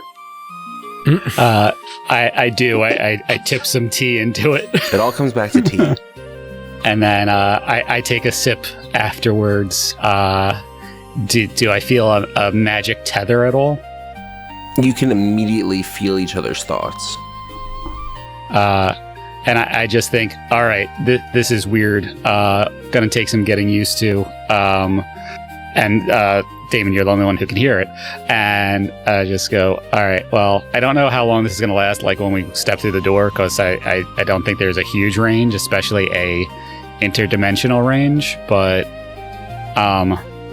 if I feel it, I will hope to give you help any way that I can, should I get the inclination that you need it in the next 24 hours. Well, we'll see. Yeah, we'll see how long this lasts. I'll be sure to. It's actually pretty smart because if I discover anything hunting some hangmen and they might be on your tail, I'm sure I'll be able to let you know. Oh yeah, that's a big plus that I totally thought of, and that was totally the point of this. Oh, okay. All my idea. Sure. Yeah. And then you're gonna hear him say in his mind, like, "This guy's full of shit." And Hal just kind of smiled, and he goes, "Yep, gonna take some getting used to." Well, yeah, it's been a pleasure. Good luck out there. Keep each other safe, and you as well. Yeah. I'm sure we'll cross paths again. If we don't, that it's been real. But before we part ways, Chomp's just gonna... Before this guy leaves, how how do we kill those sand people? You seem to be one. Do you know how to kill them? No, that was... I'm not quite sure exactly what that was. I think that was the hands of Malachi. There are some hangmen, I'm sure, that have abilities that go beyond what just a normal scrub like me could manage to do. So, fortunately, I have no insight there. It's a good question, Chomp. It's a good question. It was a really good question, yeah. And help pat Chomp on the shoulder.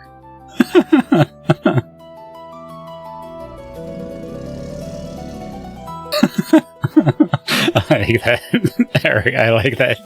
I could feel like Chomp's like, "Why are you touching me?" response in your face.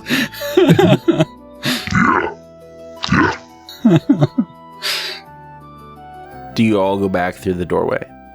I think Al's gonna be one of the last ones to walk through.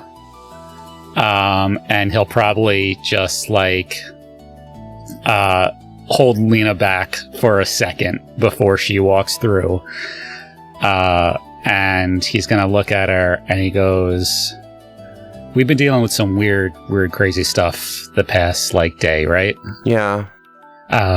Listen, when we walk through that door, I don't know if you're just gonna know something about me that I've been keeping to myself, but I just want you to know I wasn't lying so much as just trying to just keep my peace, keep myself in a better world, and that world's been your world. And I thought if I kept myself from talking about it and from thinking about it, the further I pushed myself away from it, the more it wouldn't be my world. So I'm sorry if whatever I'm saying, or haven't said, I should say, comes as a surprise to you. But no, there was no intention on my... Oh, shut up. And she kisses you. All right, so she kisses me, and I'm just like, oh, God, what did Damon just feel? And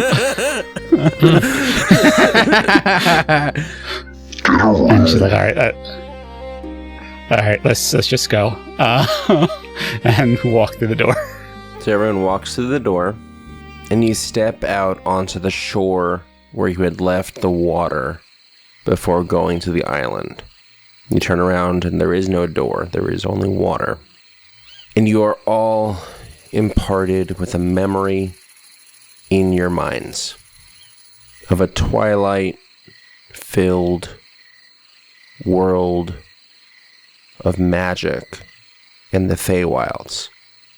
As you see Al standing, looking like himself, with drastically pointed ears, surrounded by a family of elves. And Lena, who had been holding your hand, drops your grasp. So you're not even... No. That's what I was trying to get ahead of.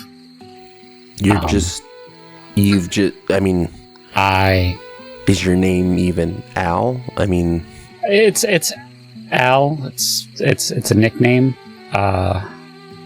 Everyone calls me Al. But my real name, if you wanted to use it, you could call me Alar. I'm not from here, and I've just kind of been out on a sabbatical of sorts. Kind of a rite of passage type thing. And I've just been kind of not wanting to go back to that life, because it's not a life that was one that I chose, but one that was chosen for me, and something that I've never felt really 100% connected with, if that makes sense. She's just looking sort of million-yard stare. Has my glamour completely dropped for them, or yes? Am I Okay. So I'm still in my clothes because that's my normal stuff, but I've got my ears are out, my face is slightly more pointed than it was. It's still very similar, but it's definitely more elf-like as my elven features come out. But I just kind of look at her and go, my family, they are the heads of the Twilight Court. I am one of the, I guess you could say, heirs to the court, and I've just been trying to not have to deal with that responsibility at all. I defended you to Della. I said I trusted you.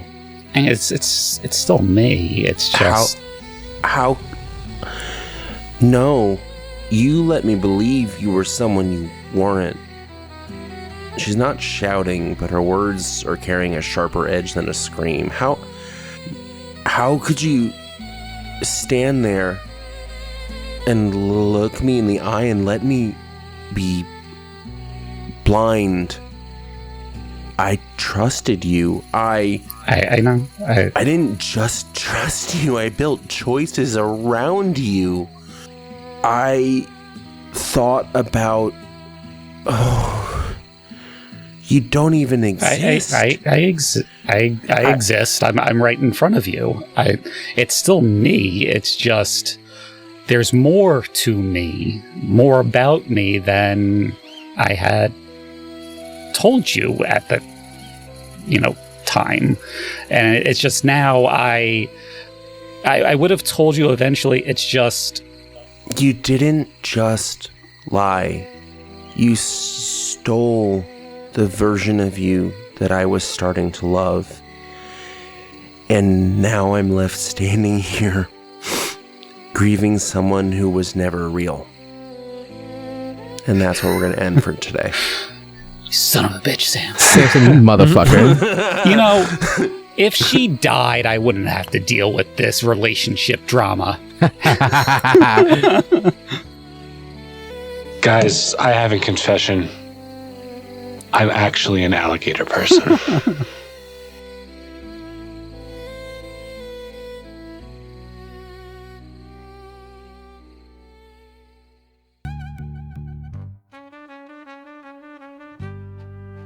Thank you for listening. We've been Saving Throw Society, and our cast includes... My name is Katrina Kenny. My pronouns are she and her, and I am playing Onyx and Nyx.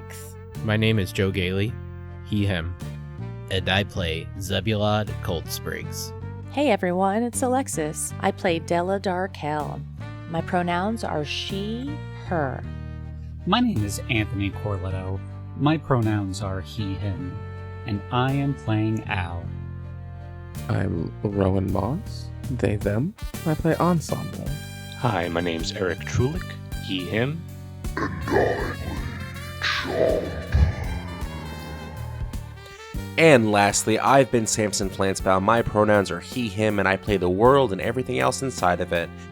This episode featured a guest player by the name of Adam Scrio, who played Damon. He's better known for his work with the band God's Eyes, and you can check out their music on Spotify, Apple Music, Bandcamp, and other places where music is streamed. Make sure you follow the social media page of your choice that can be found in the link in the description, and for those of you wanting some extra content and bonus episodes, make sure you join the society and become a subscriber for our Patreon. Thank you for adventuring with us, and remember, sometimes all that stands between you and the end is one successful saving throw.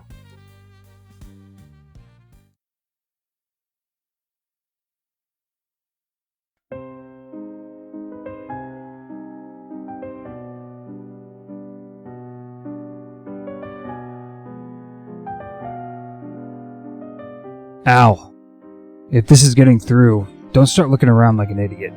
Just listen. And if it's not getting through, well, I'm just talking to myself again. It wouldn't be the first time. You've got a problem in your merry little band. One of your people, they're carrying a passenger. A hangman. Yeah, seriously. The collector didn't say a word when you were all in the damn shop. The bastard just waited until you were gone, then dropped it on me like it was a punchline to some joke only he finds funny. He said it would make your story so much more interesting. Now I'm starting to regret my deal with him. And here's the part you'll really love. I don't think the poor fool it's riding even knows it's in there. It's tucked deep, hiding, biding its time. But I know what it wants. The hangman's clawing to get into that apothecary you're all headed for.